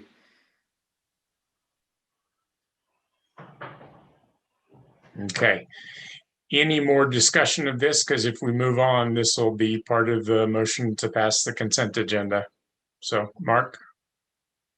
Yeah, I want to first acknowledge that the new conditions for the Good Neighbor Agreement do improve it considerably. However, I still have a number of reservations about this transaction. First, quiet hours are only going to be effective to the extent that they're enforced. And I'm not sure why this set of undertakings is going to be more enforceable than our previous efforts to control noise, trash, and poor behaviors. This GNA pushes the enforcement obligation down to the applicant, but as we've just discussed, it is the city that will be required to determine whether the applicant is in compliance. I am not assured, given our history of not rigorously enforcing restrictions on these kinds of behaviors, that this GNA will be any more enforceable simply by imposing penalties on the applicant. Number two, I don't understand why the reporting requirement expires in 3 years. It seems to me at $1,300 per bedroom, as a rough number, the applicant will be receiving rental income of $62,400 a month. At that level, I don't think it's unduly burdensome to require an annual report going forward. The community concerns remain constant, but the identity of those that are leasing space in Marpa House is going to be constantly in flux. and the behaviors of those residents may be different from one year to the next. I would ask that neighbors should at least have the minimal security of an annual report. And again, to the extent that we've required on-site management, I'm a bit encouraged by that. And lastly, I'm afraid that in going down this path, we've once again abandoned the Hill community and taken an expedient road, despite our continual lip service that we offer them. Again, we've communicated the message that this community is on its own. And if the next time a developer offers to buy their property, they should take the offer, because their days as a vibrant residential neighborhood are numbered. I respect the contrary view and decision of this council, but on that one, I simply have to dissent. Thank you. Mark, Rachel. Thanks to Sloan for the option Y to get my hand raise to work. So I'm going to agree a little bit with Mark and then disagree a bit with Mark. I agree that it does feel like we are paying lip service to the Hill. We did an out of 5 and said that we're going to, kind of send some help in the cavalry, and we're still getting, they're still putting up with constant noise issues and quality of life issues there. And I can understand why they feel abandoned. So I agree with that and hope that we will bear that in mind when we're looking at things like the budget, because we need to budget some code enforcement and help there. But on this particular property, it sort of feels like we would be trying to sort of hold one property owner accountable for what ails the whole hill. So I would like to see, sort of the fixes that we're trying to come up with for this property applied more broadly to the hill, and put our time into that issue and broader solutions than what one property can hope to accomplish. And I think that, a lot of these agreements sound like they have been, I think, approved by the property owner, and that's great and should be a helpful model. But I don't want to conflate sort of the hill issues with this one property. So that's where I'm coming from. Mary. Is there any reason why we could not change the 3-year reporting to annually? So just to be clear, Mary, it's annually for 3 years. Do you mean to extend that annual reporting requirement indefinitely? Right, to just remove for 3 years and just say annually. Okay, got it. Correct. Is Sloan or Tom, is there a reason we couldn't change that here? No, I'd want to make sure to just give the applicant an opportunity to object. I assume the applicant has somebody on the phone that they could call, they could speak to. But you could do that. That was, I think, a specific one from council. I had missed that and wrote it originally as every year, and then Sloan caught it and fixed it based on what council said. So we were just following council direction. Yes. Yes. Okay. Anything else, Mary? Okay, Bob. Just 2 things. If Mary's proposal was to make it beyond 3 years, I'd be fine with that too. I think I was the person who suggested 3 years, but I just pulled it out of the air. If that's the will of council, I think perpetual annual reporting would be just fine. And then I can't pass the opportunity to respond to Rachel calling the cavalry. That's exactly what item I on our consent agenda is to provide additional police force for problem areas. So that is the cavalry. And if you want the cavalry to help our problem areas, including the hill, vote yes on item I. Thank you.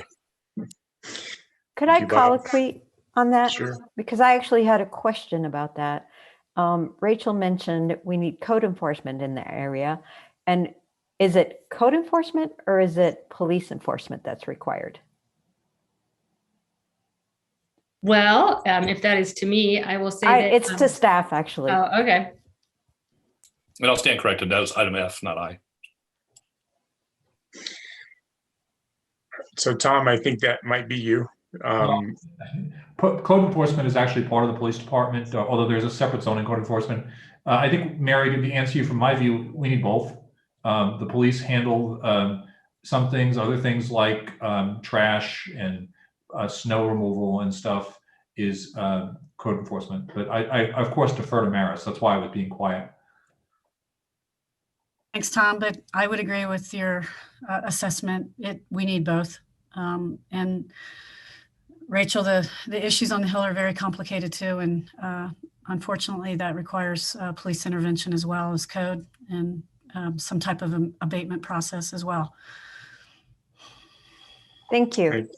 So I'll just, I guess, ask, because then I'm a little bit confused on what we're being asked for.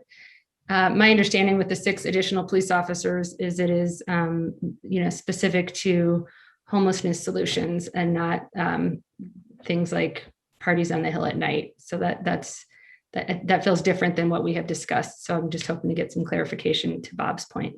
If we're just going to keep going back and forth, we can. Thanks. Was that a question for me, Rachel? I'm sorry. I think so. I think you're probably the best person to answer it. So as I presented on 427, I saw this team as multifaceted and multidimensional, heavy emphasis on assisting with the process of the encampment posting, the encampment cleanup, providing safety, supporting the new ambassador program, because that will be vitally important for their success. I've done this in Cincinnati. If they don't have proper police support, that'll be complicated. And then, as I discussed, I thought I would try to reinforce our low numbers on our impact team on the Hill, and also try to impact our San Juan community, which I feel is very neglected due to the lowering of the numbers over the past 2 years in that specific neighborhood. And so I kind of saw this as a multifunctional, multidimensional team of officers that would be highly trained in those areas that we discussed on the 27th. Thanks. So I would just say that I would support the continuation of an annual meeting for the neighbors if this passes, which it looks like it will. And just to kind of state that, yes, we had promised to send the cavalry in, and by allowing this property to move in, we're just extending the border of the problem area. And though I hope the good neighbor agreements and the guardrails that we've put in work, but seeing as there are so many police complaints still continuing and the parties happening as we saw, I don't have high hopes. I think that as we continue to allow each little bit, it has a massive impact, and the noise just moves further and further into these quiet neighborhoods that, as many of these residents have stated themselves, they're not entitled NIMBYs. They work hard for what they've purchased, and what we're doing is just, it's just unreal to me that we're not listening to our residents. I mean, we're getting lambasted for the homeless issue, so maybe, but that one's so split on half and half, but this is very, very clear that the neighborhood does not support this, and those are who vote for us, and those are who pay taxes to this town. So I'll just leave it at that. I think this is extremely unfortunate. Okay, so what I've heard so far is either people don't like this at all, or they like the conditions with the possible exception of extending the annual reporting requirement indefinitely. Tom, do you want to see if there's any response from the applicant on that potential change? Yeah, is there anybody from the applicant team here? This is Ryan. There are a few folks here. Let me let them in, and then they'll be able to speak. One moment.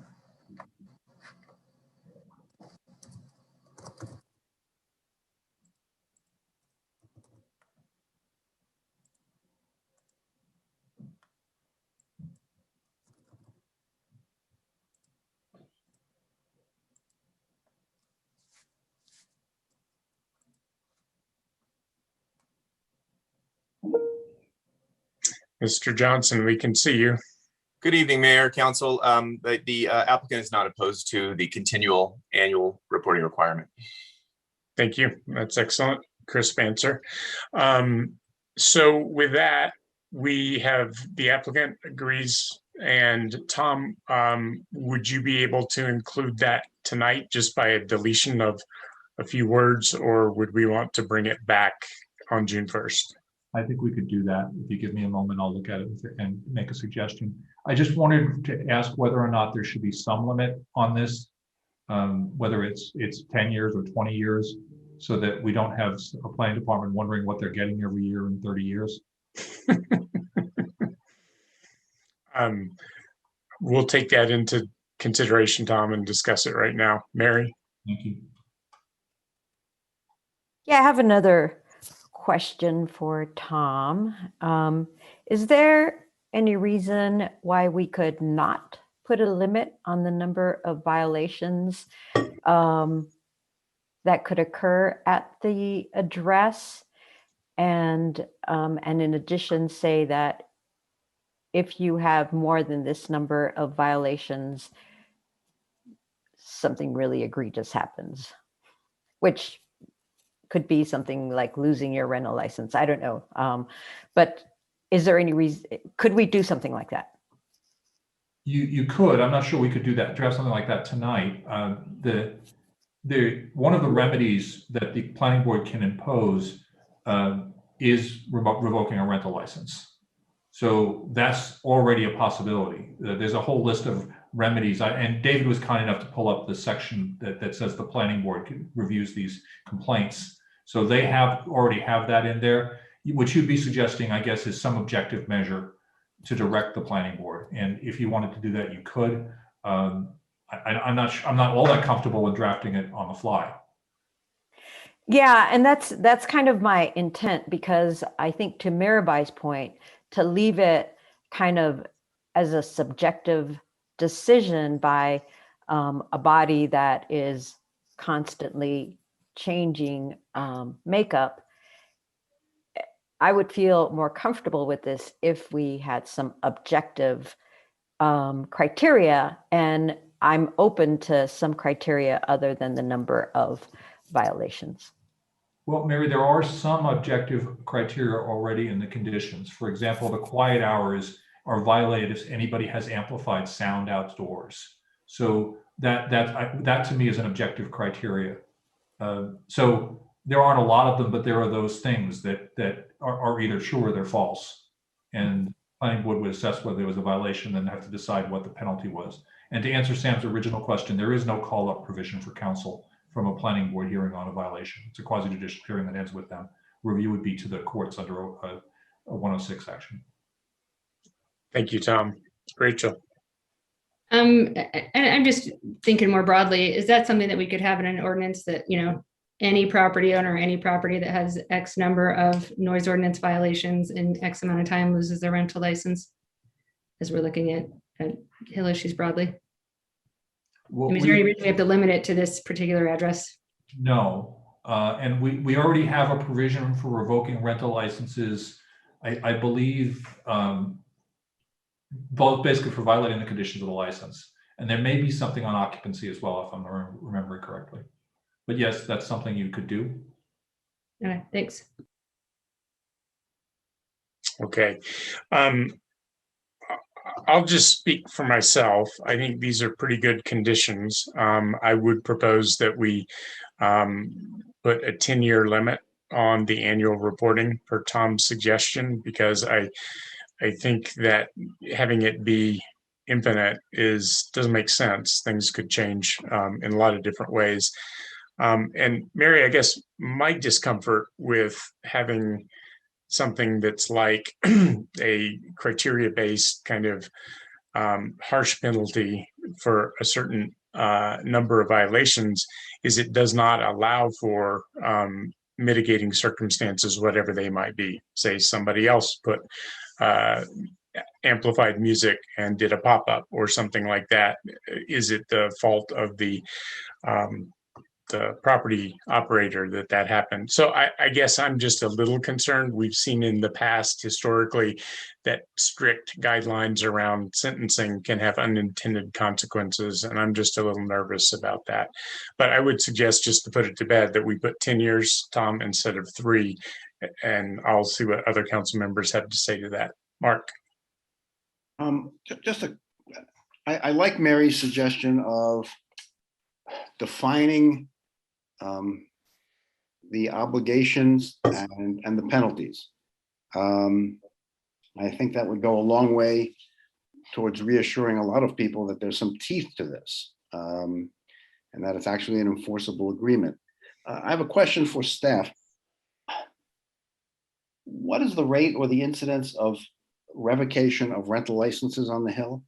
That's something that's happened? Is it like finding a unicorn, or is it something that has been done and happens every once in a while?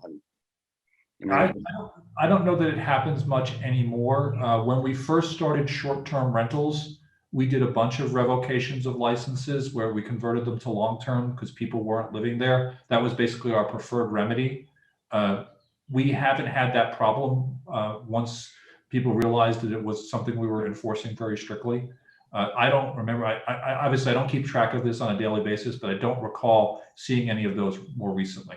Okay. And again, going back to Mary's comment, I think having standards matters. If it becomes purely a judgment call,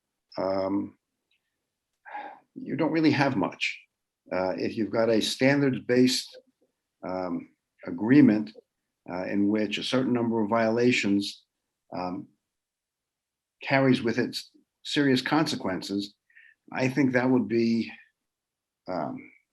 if not entirely satisfactory to the community, would certainly be somewhat reassuring to the community. And I think it would give some teeth to what we are negotiating with the applicant. And so I would be very supportive of anything along those lines. And I urge us to do that. Everybody. I'll just second what Mary's idea and what Mark just said regarding that. I think something that has teeth would go a long way in making this more palatable for the neighborhood, at least I hope. And then just regarding what you stated, Sam, about the 10-year sunset on the annual meeting, what I would like to do instead is to see what happens in 10 years. So on the 10th year, if this goes through, that the neighbors voice whether or not they would like to continue having this, if it's been useful, or if they feel like things have been fine, they can let it go. I think that it should be assessed at 10 years rather than just saying no, because what if it's been 10 years of turmoil and all of a sudden now they have absolutely no voice other than if the laws are broken and they have to go to planning board. So I think just having that kind of in there to say, let's assess it at the 10-year mark and see what we want to do would be something I'd be more in favor of. Bob. You know, going back to the point of the criteria, I think where Sam and Rachel are, I think we should have some criteria just citywide, and so we don't so that we don't fall into a trap of being accused of being subjective. I'm not sure that doing it on one property makes sense. Number one, it seems a little inequitable to that particular property and not having it apply to all the other properties that might cause problems.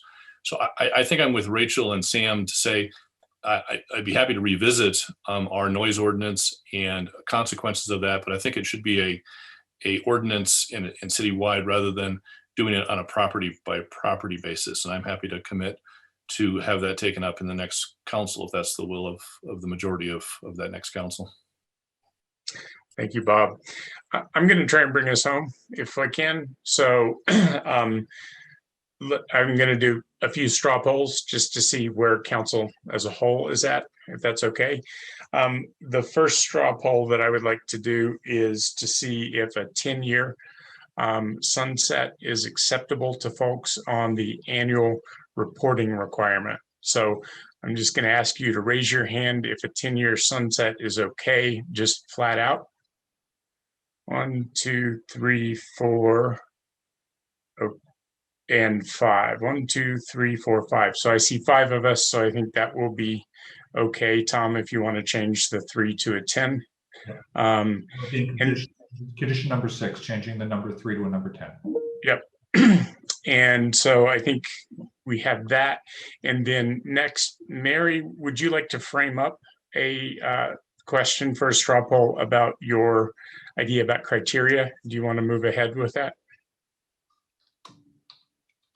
Well, it sounds like, and I agree that it needs to be citywide. And I'm also thinking that going forward, as part of the initiative for bedrooms, that maybe it could be addressed then, the change in the ordinance. But I do feel that we need to have either strengthen the objective criterion that Tom mentioned, or add something additional. And I'm not coming up with anything on the fly right now, but if we could add something to that criterion where it's amplified music, or I'm looking for ideas here. And I can tee it up with just, yeah, I guess I'm withdrawing my suggestion of adding the other criterion on the number of violations. Okay, that's withdrawn. So I think we're ready to be able to vote on this. Tom, do you feel like with that one change that we can vote on this if we want to tonight? Yes, I would just like Mr. Johnson to confirm that the applicant has no more objections that he wants to voice at this point. Mr. Johnson. We have no further objections. Thank you. Thank you. Rachel. I just wanted to clarify something that Bob said. Sorry, I don't mean to keep going back and forth, but you mentioned that the next council would take this up, and we did do an out of 5. I'm getting a little bit out of the quasi judicial area here again, but I guess I would just push back a little bit. Like, why does it have to be the next council that looks at that? Because we did give an out of 5 to add this to the work plan, I think.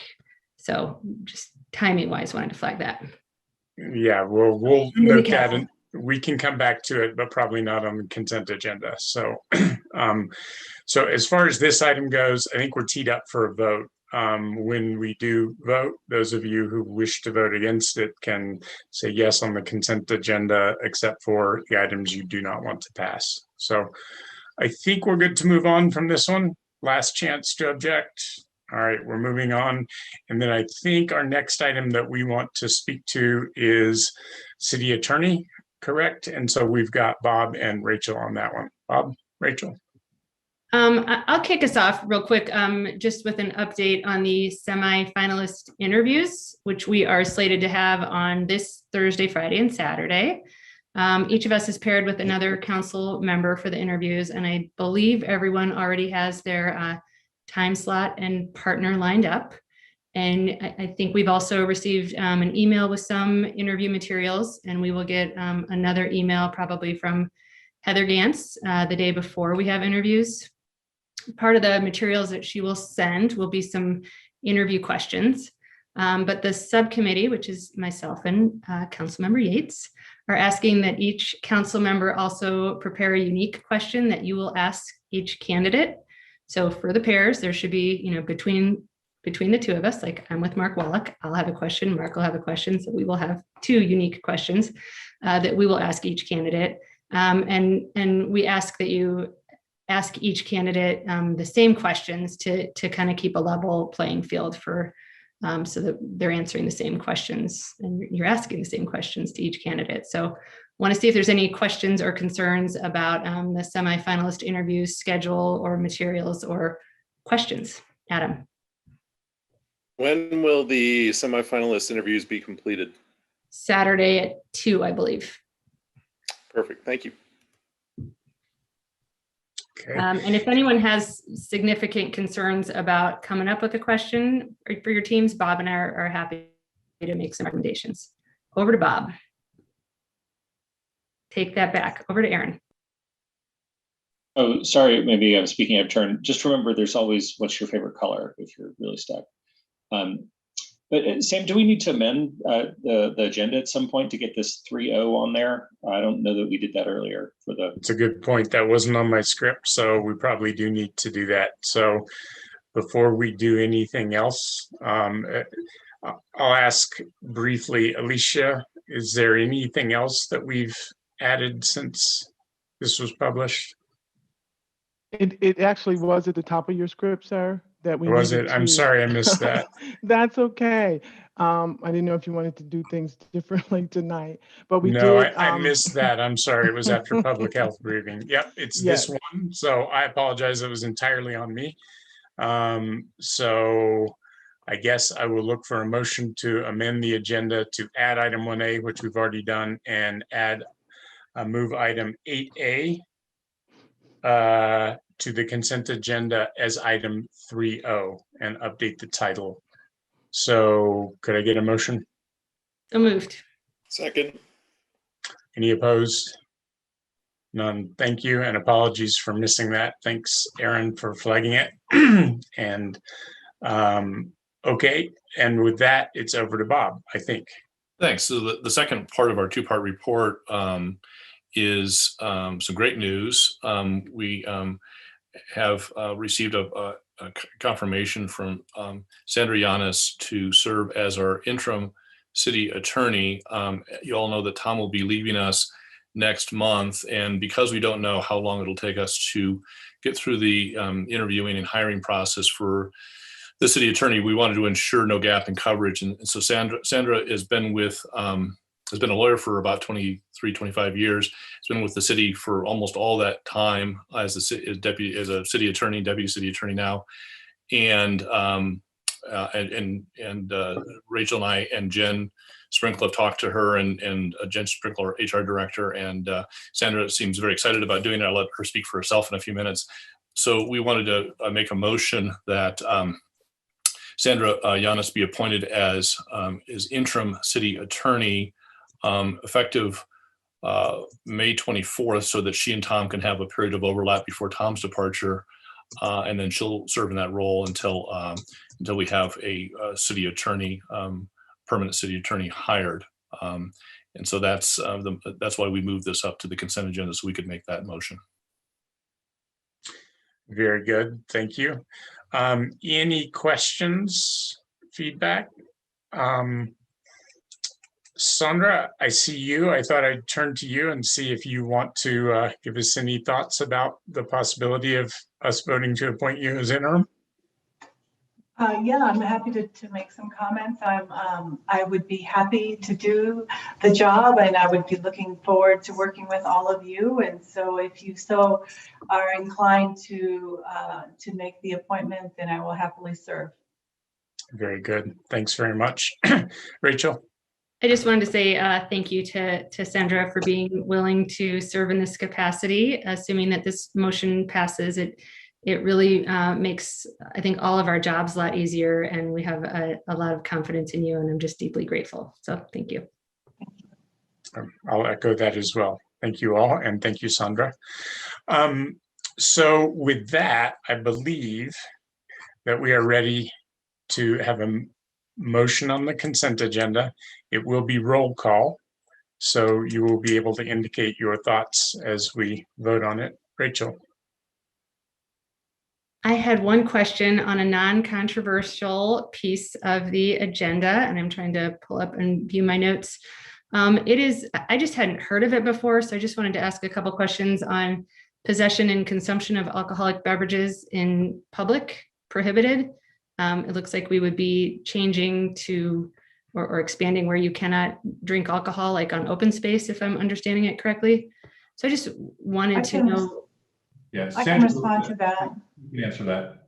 Yeah, I can answer that. So it's really just clarifying the law that it's something that we've been doing for quite some time anyway, which is enforcing alcohol restrictions on open space land.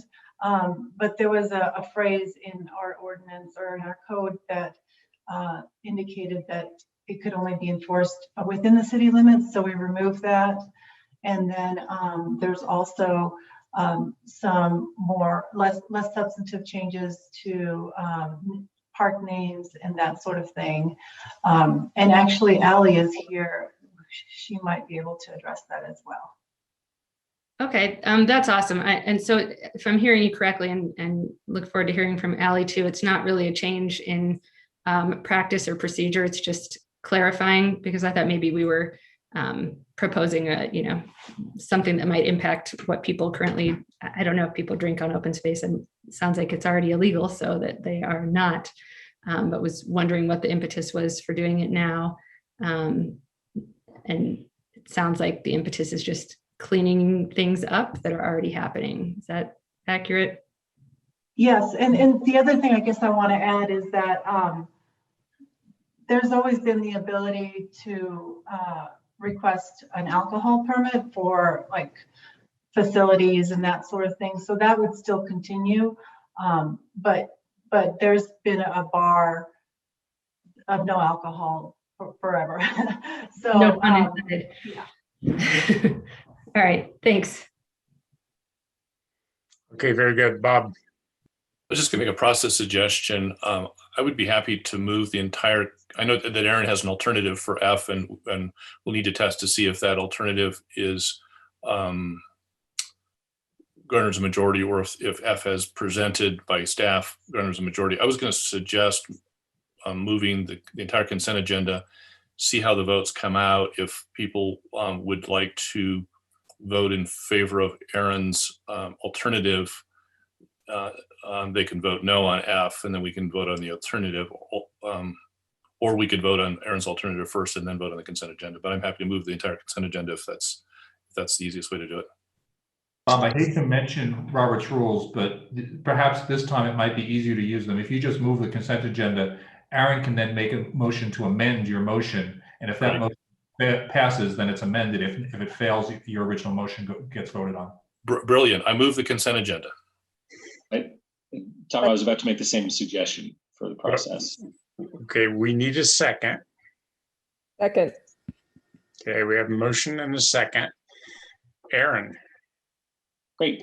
So I move that we amend item F so that we amend ordinance 8463 by striking section 2, which is the general fund appropriation for additional police officers from additional revenue in the amount of $384,860. We need a second. Okay. Aaron, would you like to speak to your motion, your amendment? Well, I think we had the conversation earlier. So, just reiterate the desire to give the police department time to hire while we devote some additional funds to restoring other service cuts that have been made in the community. Okay, so we have a amendment on the table, motion and a second. So I will ask all in favor of Aaron's amendment, raise your hand. 1, 2, 3. Okay. Opposed? 1, 2, 3, 4, 5, 6. So Aaron, your motion does not pass. The consent agenda has been moved, and it will bring us back to a question about June 1st, but it doesn't affect the motion on this consent agenda right now. So, Alicia, I guess over to you for a roll call now. All right, sir. So I'm sorry to interrupt, but doesn't someone want to make an amendment to the Marpa House conditions? Yeah, I'm sorry. I meant to embed that into my motion. So my motion for the consent agenda was with the one change that Tom's made on the annual reporting on Marpa House. Second. Okay, so we have that moved in second with that embedded in it. Thank you, Aaron. Okay, I think we're ready to go. Anything else I've flubbed so far? Okay, if not, Alicia, maybe we're ready for a roll call. If not, sir, we'll start again. It's all There you good. go. All right, Councilmember Young. You caught me off guard. Yes. Brockett. I'll vote aye on everything except nay on 3F. Friend. I'm the same as Aaron. Yes on everything with the exception of 3S. F as in Frank, I think. Thanks. Joseph. Aye. Nagel. Aye on everything except for nay on November. November. On item N. Okay, thank you. All right. I'm a military spouse. I should know that. Mhm. Sweatlick. Aye on everything, no on F, N. I'm sorry, no on F And N. and N. N. Okay. And N. got it. Yep, no I got that FN. one. Wallach. You're on mute, Mark. Of course I am. Aye on everything except item M. Weaver. Aye. Yates. Aye on the entire consent agenda. All right, sir, the consent agenda passed. And what were the counts on F and N, please? F had 3 nays and N had 3 nays. Okay, very good. So everything passes unanimously except 6-3 on F and 6-3 on N. Junie, I see your hand. Yeah, I just wanted to make a comment on Aaron's proposal, and I listened to everyone's conversation earlier, and then I didn't add very much because I thought I couldn't go back on my vote from the previous week because I was thinking of the consistency of voting yes for something and then turning around and saying no, knowing that maybe the police department or Chief Maris is already making plans based on that funding. So I just didn't want to go back on my words. Thank you, Junie. And with that, before we move on, I want to turn, Tom, I'm sorry. Go ahead, Tom. Sam, I just wanted to thank you for appointing Sandra as interim city attorney. She's an outstanding lawyer. She's been on our management team, I think now for 4 years, and has so well improved the management of the office. The office is in really good hands, and I appreciate your appointing her. Thank you. And I'm also going to say, since David Gear is here to run to do the rest of the meeting, I'm going to leave. So good night, everyone. Good night, Tom. Thank you. Before you leave, Tom, I'm sorry, I don't have yes, Sandra. the No, hand go raising for it. function, Yeah. but I just want to thank council. I'm really excited for the opportunity to serve as interim city attorney. And I really look forward to working with you all. I'm also thankful that Tom and I will have some overlap time before he leaves on June 11th. He's an unbelievably helpful and supportive resource. And we have a great team of attorneys and paralegals at CAO. They are incredibly talented, dedicated, and collaborative. And I'm confident that we'll have a smooth transition in the interim and eventually to a new city attorney. So thank you all. I appreciate it. Congratulations, Sandra. Yeah, congratulations and thank you. That's awesome. And thank you, Tom. Okay, so what I was going to turn back to do, and Aaron, this is totally your or Rachel's call, is before we leave the subject, do you want to go ahead and pull off the adjustment to base from the June 1st reading? Thanks for asking, Sam. I think maybe I'll sleep on it to consider my options. We got a couple weeks. Sure. I just thought we'd do it in public if you already knew. So, okay, very good. With that, Alicia, back to you. All right, sir. And congratulations, Sandra. On our agenda item, next we have the public hearing. Item 5A is the public hearing and direction regarding next steps on library funding and governance. All right, well, I will lead off, and good evening from the municipal building. I have to say the fluorescent lights are kind of cast me in a rather brutal tone, but yeah, I guess we'll get through it. You look good, David. It's okay. Well, as I said, I'm David Gear. I'm with the City Attorney's Office, and with me tonight is our library finance and governance staff team. From finance, we have Cara Skinner and Devin Billingsley. From the library, David Farnan and Jennifer Ferris is here. From our office, Janet Michaels, who has been kind of the laboring oar and a lot of the legal work on this project.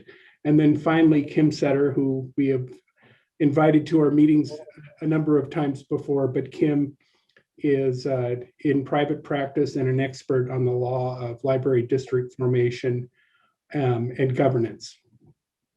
So we hope that with all of these people, together with the information in the packet, we will be able to answer any questions that you may have regarding tonight's agenda item. So next slide. Well, I guess I was told somebody would run the slideshow. Whoever is in charge of that, I'm on the second slide. All right, tonight we look forward to hearing from our community at the public hearing.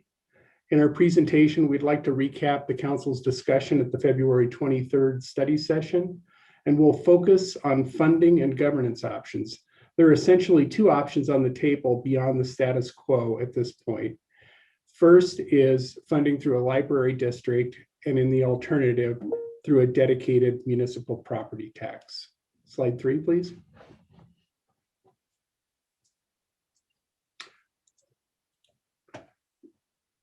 As I know, we are looking forward to hearing from the public tonight on the funding and governing options that we've identified for our library services. In terms of the governing options that we have in front of us today, there is the library being governed by you, the city council, with the advice of our library commission, or it is governed by an appointed library district board. So we hope to receive some direction from the council to guide the work plan for the project for the rest of this year and into 2022. Slide 4, please. At the February 23rd study session, the staff and the council discussed stable funding sources to address community goals that were adopted in the 2018 library master plan. Staff presented a number of options for establishing library districts, either through city and county resolutions or by a petition of the registered voters. We also presented information on service areas for the city and district type approaches. And we also provided an overview of our library services and the total cost of those services, both presently and as anticipated by the master plan. And finally, we discussed the approaches to governance that include a city option and a district option. Slide number 5, please. I think actually that is slide number 5.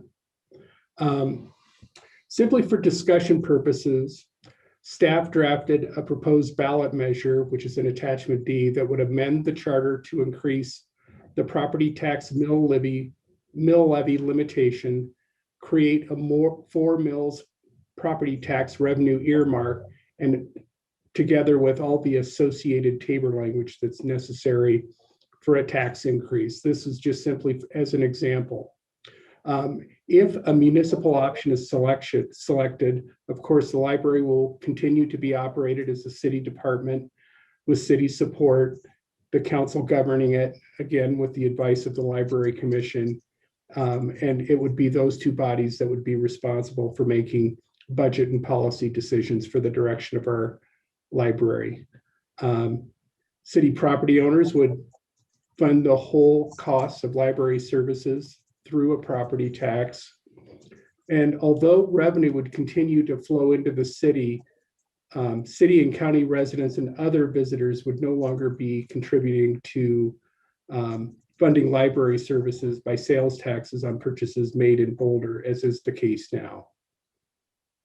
But of course, if we do have additional sales tax, the council could also use any of those additional revenues that it may find available to fund library capital needs. And then depending on the mill levy selected, which I'll talk a little bit more about later, the council may need to look at alternatives to fund expansions to the library system, including local library services to areas like Gun Barrel. These are the types of policy considerations that will need to be addressed in the future. Slide 6. If the city went with a municipal property tax option, we anticipate that it would provide a very stable funding source to meet community goals for library services. One of the advantages of this approach is that the governance is very well established and will not change. And then, of course, our library staff members will continue to B, city employees. Slide 7.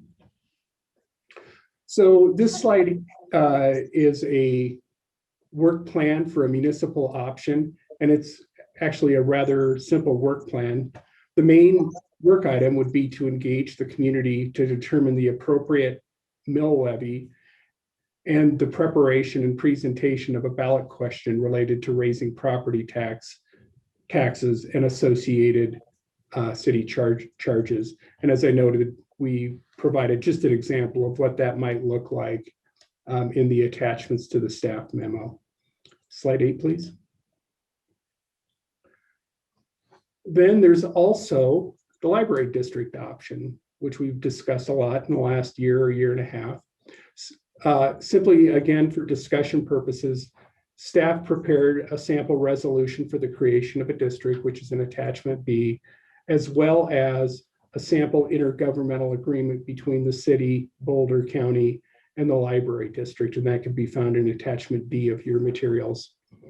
The example that we drafted, there's nothing magic about it, but it is based on recurring themes that have been addressed in the creation of numerous library districts across the state. If the library district idea is pursued, the library will be operated by a new governmental entity with a board of directors that will be responsible for those taxing and policy decisions. An intergovernmental agreement, as we've talked about in the past, must be established between the city, the county, and the district to address issues relating from changing the library from a city service to a more regional service that would be provided by the district. Library district employees would be, or city library employees would be transferred to the district. And then, of course, if the district affiliates with Colorado Public Employees Retirement Association, the district would assume that responsibility for its employees. All right. Next slide, please. So if we go the library district route and it's established with an approved revenue source, staff anticipates that, again, since it's a property tax, that the district would have a very stable revenue source to fund the library and the services that the cities would like, that the city would like, both within, for property that is within the city limits, as well as those in unincorporated Boulder County that are also in the district. There's an appointed board of directors that will govern a district, and it has much more of a singular fiduciary focus on library services as opposed to the city council that, has to balance a number of priorities. And then, of course, there's a clear path to funding library services outside the city limits and within the district boundaries, which may include areas that use the library, including unincorporated Gun Barrel, Niwot, and some of the areas in the mountains west of town. So there are two different options or two different timelines for district formation in the packet materials. The slide up summarizes a work plan found in attachment C, option A. The primary difference between the two work plans is when the district itself is formed. Option B has the district formed in the summer of 2022. This would allow a little bit more upfront community engagement. Option A has the district formed in October of this year. So if the council directs staff to begin the exploration of the library district, staff would attempt to implement a work plan to form some type of IGA process committee this summer to explore terms and conditions that will need to be addressed in an IGA. And the IGA will address the city services that would be provided to the district in the short term, the transition of employees, services, and property in the longer term. Over the course of the summer and the early fall, staff will engage the community to learn the preferences for library services and the revenue necessary to provide them. The engagement will need to be inclusive of all the people that would be taxed by the district. In the fall, then the county commissioners and the council would form the library district. In the new year, with the district board appointed, the IGA between the city, county, and district will need to be finally negotiated and approved. And then in the summer of 2022, the library district will need to coordinate with the county assessor to prepare for the collection of taxes for the year of 22 as part of the 23 property tax collection efforts. If the tax is successful, the staff will start the process of implementing the IGA and transitioning from city to district service provision.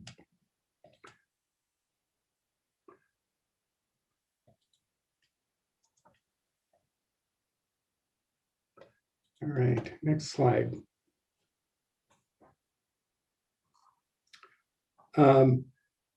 This slide presents a number of different funding options that have been discussed, and I'm going to walk through this scenario by scenario.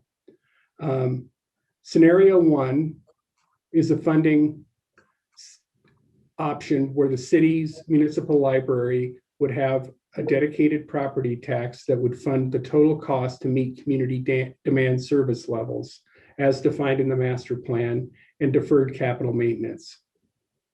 It also includes funding the budget gap from the COVID-19 reductions and funding the North Boulder operating expenses.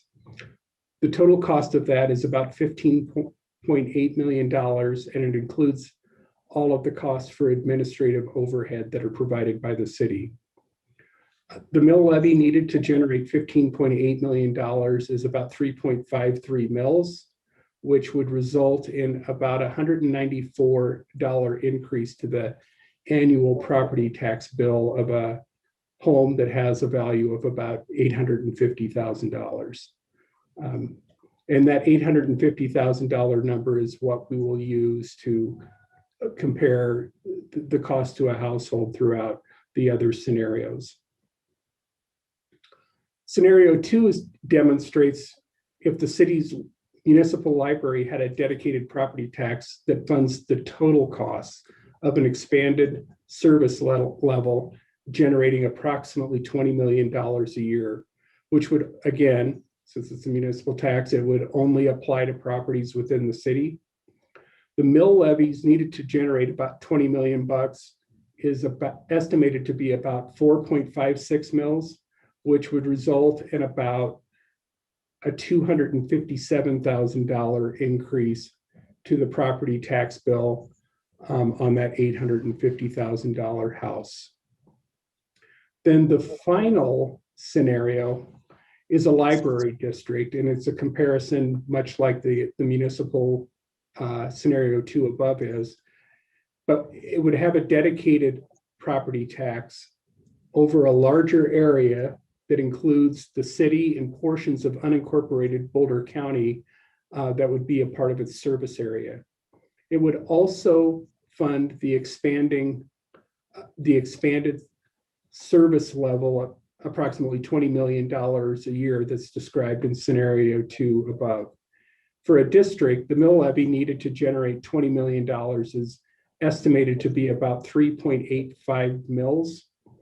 So to demonstrate the impacts of that mill levy on the residential property owners, a residential property owner of a home that was worth $850,000, that it would be about $214 increase for a city property. And that's in part due because in the charter, we already have a 0.33 mills library dedication. So we're already funding part of that.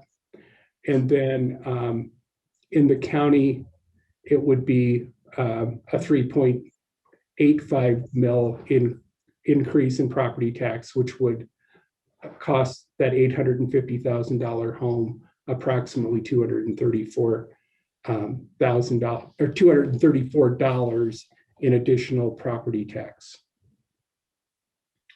All right, next slide. All right. So so a lot of this is about moving forward and developing the staff work plan on how we're going to go forward and explore sustainable funding and governance of the library. We're looking forward to your questions, public comments, and of course your discussion after that.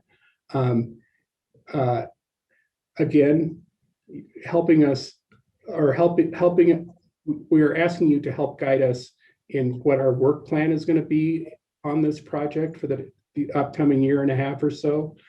And I guess with that said, I'll just close it and turn it back to the council. Great. Thanks so much, David. And questions from council, Bob? Thanks, David. That was a great presentation. Thank you very much for that. Two questions, David. One is under either scenario, under option A or option B that you just laid out for us, there would be some degree of public engagement. I assume that public engagement could potentially include a statistically valid poll. I know that there was a poll done in 2019. There was some criticism of the methodology and the interpretation of that poll. Plus, that poll's now gone a little bit stale. It's more than 2 years old, going on 3 years old. I assume that if it were the will of council and if we could find financial support for it, because I know polls are not free, we could poll the community on their preference on option A versus option B versus not doing anything. Is that a possibility? Yeah, I don't see why that would be a problem. I would ask my colleagues in the library who managed the last poll if they have any comments or thoughts on getting a survey or a poll together before, at a minimum, we would address the, if we were going to do district formation in the fall or next summer. It looks like David Farnan is. Yeah, good evening, council, mayor. Thank you for the question, Bob. Of course, we could do it if the funding was available. The cost of doing a poll is about $50,000, I think, for the last one. That would make it difficult to meet. I think it would probably make it difficult to meet an October timeline. So you'd be pushing it back to 2022. Yeah, just a question on that. Thanks, David. If we went with the district formation kind of committee that would explore these things, I was a little curious about what the sensitivity around October. So it sounds like under either scenario there would be no tax vote in 2021. What's the driver around having that work done in October? Because we'd still have another year to do the IGA and tee up the tax vote. Yeah, the separate dates for scenario A and B on the district scenario were merely if this council wanted to take action on formation of a district rather than going to another council with potentially new members. Okay, that's fine. But there's no, other than that, there's no reason why that district formation couldn't be in December or January and still have a 2022 vote. Is that right? That's correct. And that's what the timeline B lays out. Okay, great. Thanks, David. And then my final question could be probably for either one of you is, if we went down the path of option B and formed a group to work on community engagement and thinking about the IGA and so on and so forth, if we said that tonight, would we be effectively saying that we intend to form a district and we're tasking that committee with the mechanics around it? Or are we tasking that committee with exploring whether there is community support for the district or potentially other options that might be available? In other words, are we telling them we're going to form a district, tell us what the details are, or are we saying go figure out if we want to form a district? Because those are pretty different questions in my mind. I would anticipate that it would be both, that there would be some level of community engagement. And then I think also the idea would be that you would have a group of people that's interested in library, in the provision of library services, basically helping us draft what, turn that IGA into something that would be more kind of a reflection of, that we could present to council to be a reflection of what the city council feels like, that both the relationship would be, and then of course, how you would separate.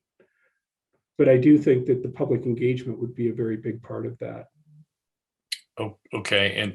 And so would we give that, I'll call it a committee the option of also recommending to not form a district? That is, maybe they fall back to what's now option A, which is to do a dedicated tax, but keep it within the city, or potentially based upon the engagement, community engagement they undertake to not do anything. In other words, are we telling them figure out how to do a district? Or are we saying, tell us what's the best way to provide stable funding for the library?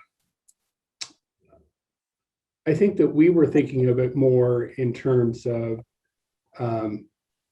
doing it through a district, if that's the approach that council wanted us to take.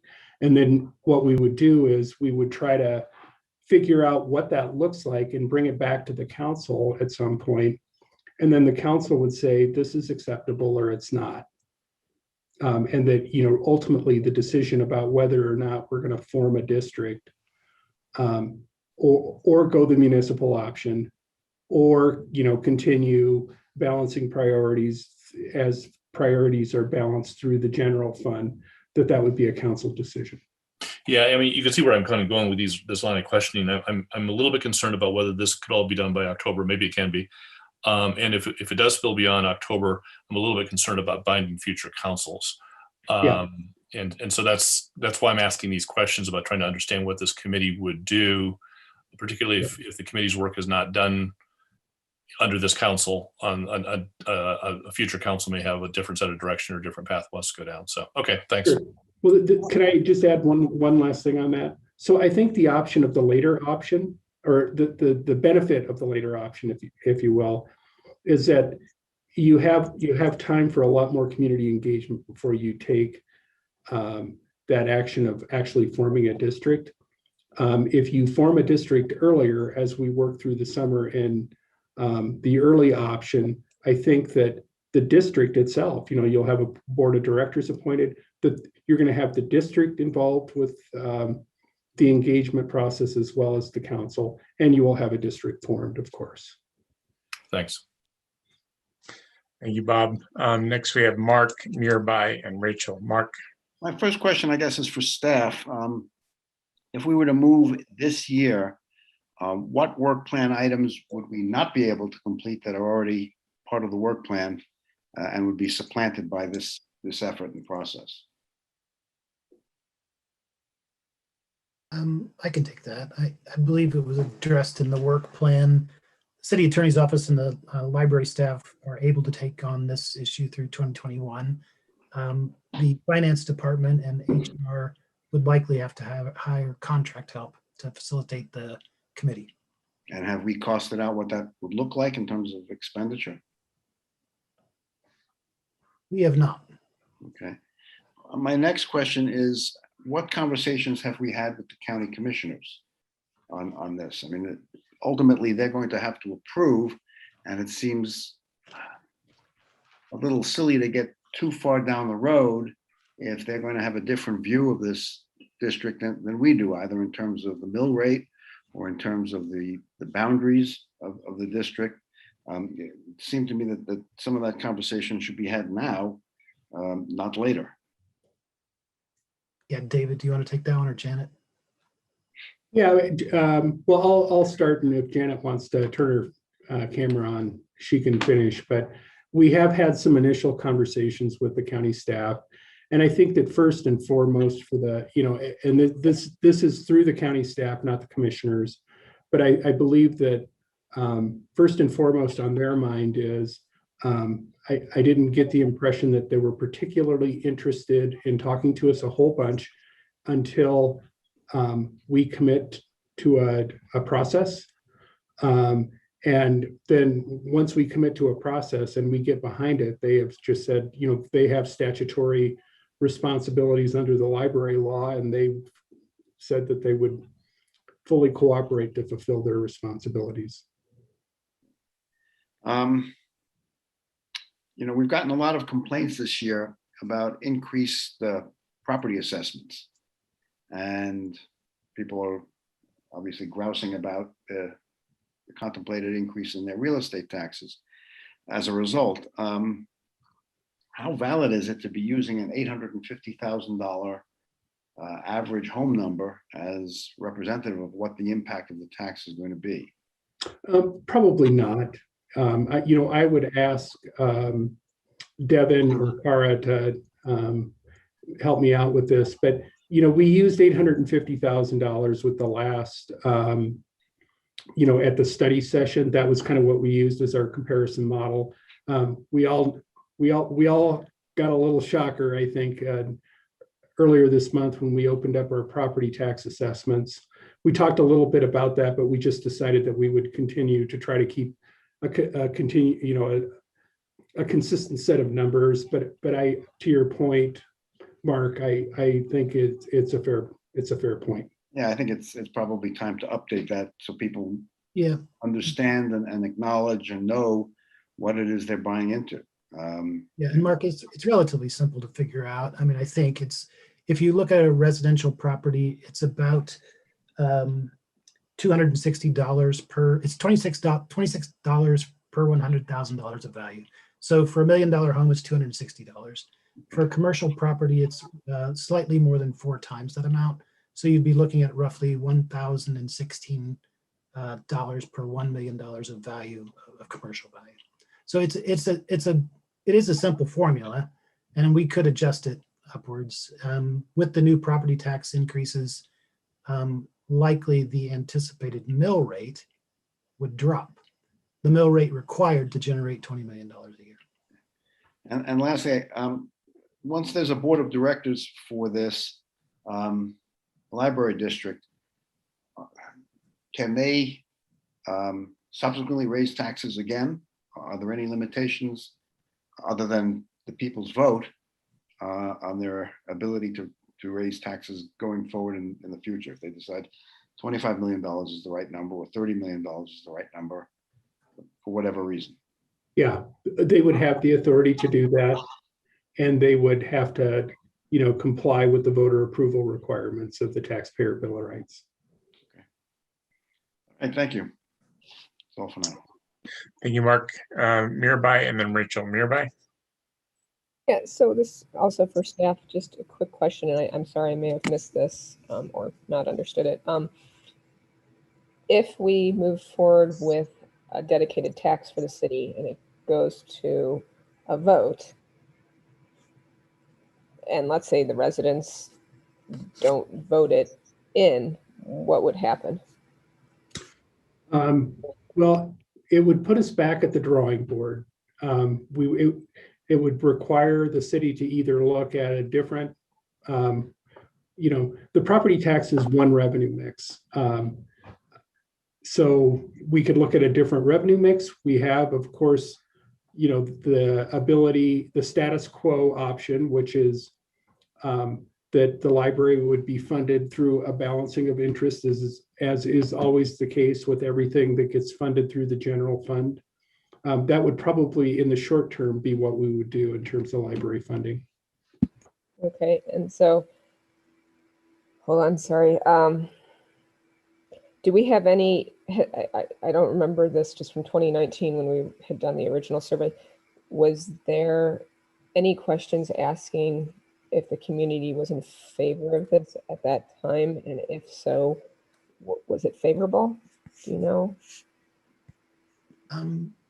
There were favorable results. The question that council came up around methodology, but the pollster who conducted the poll, which was a statistically valid poll, felt that there were favorable results at all levels tested. Now, favorable to win an election at the highest level was something I think anybody would question.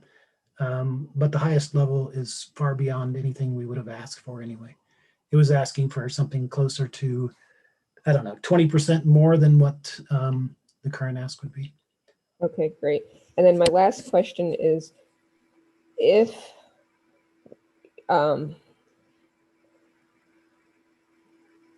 would residents with lower incomes, how would this impact them? Because if the taxes are passed on to renters and whatnot by the landlords.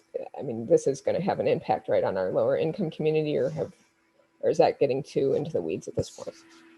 Well, no, I think that it would, when you raise taxes, it comes out of someone's pockets. And, I think it will have an effect on,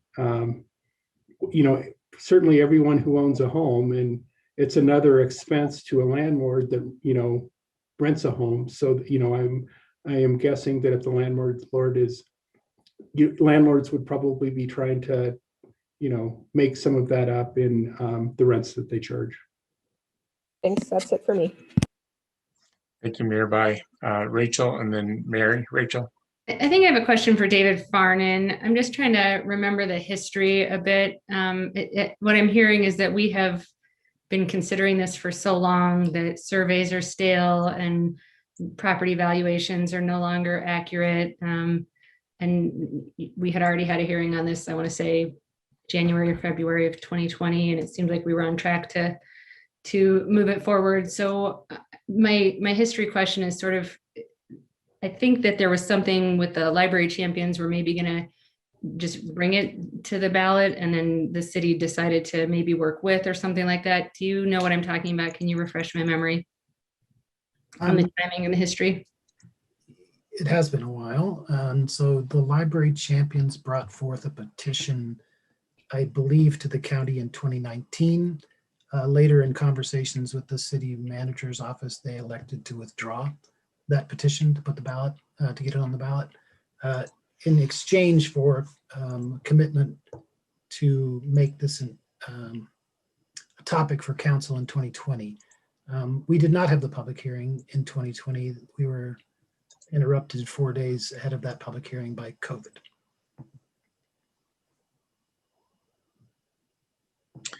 I was taking notes. Thank you very much. That was my only question. Thank you, Rachel. Mary? Yeah, thank you everyone for your work on this issue. My first question is about the repeal of the Gallagher Amendment. What consideration has been given to the potential impact on property taxes with this new, talking about surveys being stale, a lot has happened since then. So what might the impact be on property taxes with the repeal of Gallagher? So Mary, I'll let Kara jump in. I don't think the immediate impacts are to be obvious. They won't all fall at once. But long term, the desire of that bill was to stabilize commercial property taxes so they didn't jump up at larger percentages than residential because of the way Gallagher was written. Kara, do you want to jump in there? Hi, yes, Kara Skinner, Assistant Director.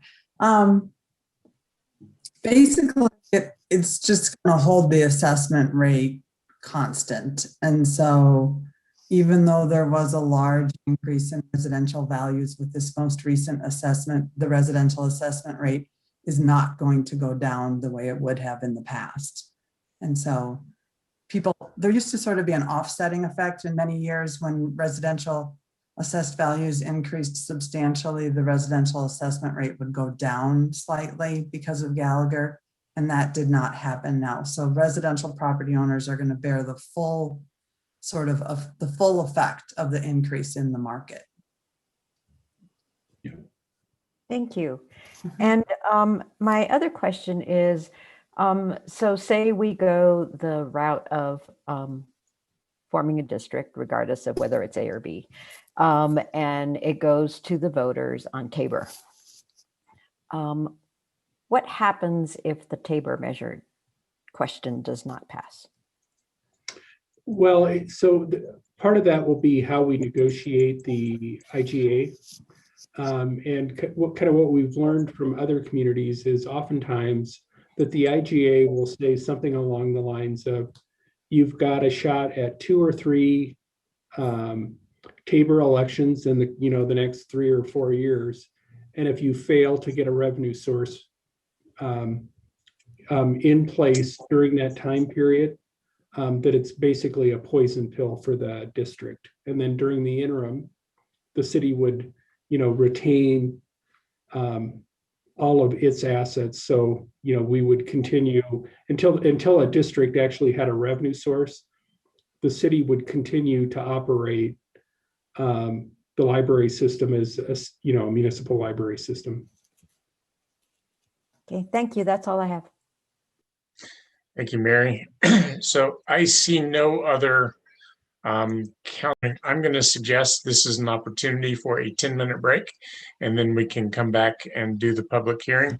Is there any objection from council to a break? Okay, seeing none, let's be back here at 9 o'clock and we'll be ready to start the public hearing. Thank you all.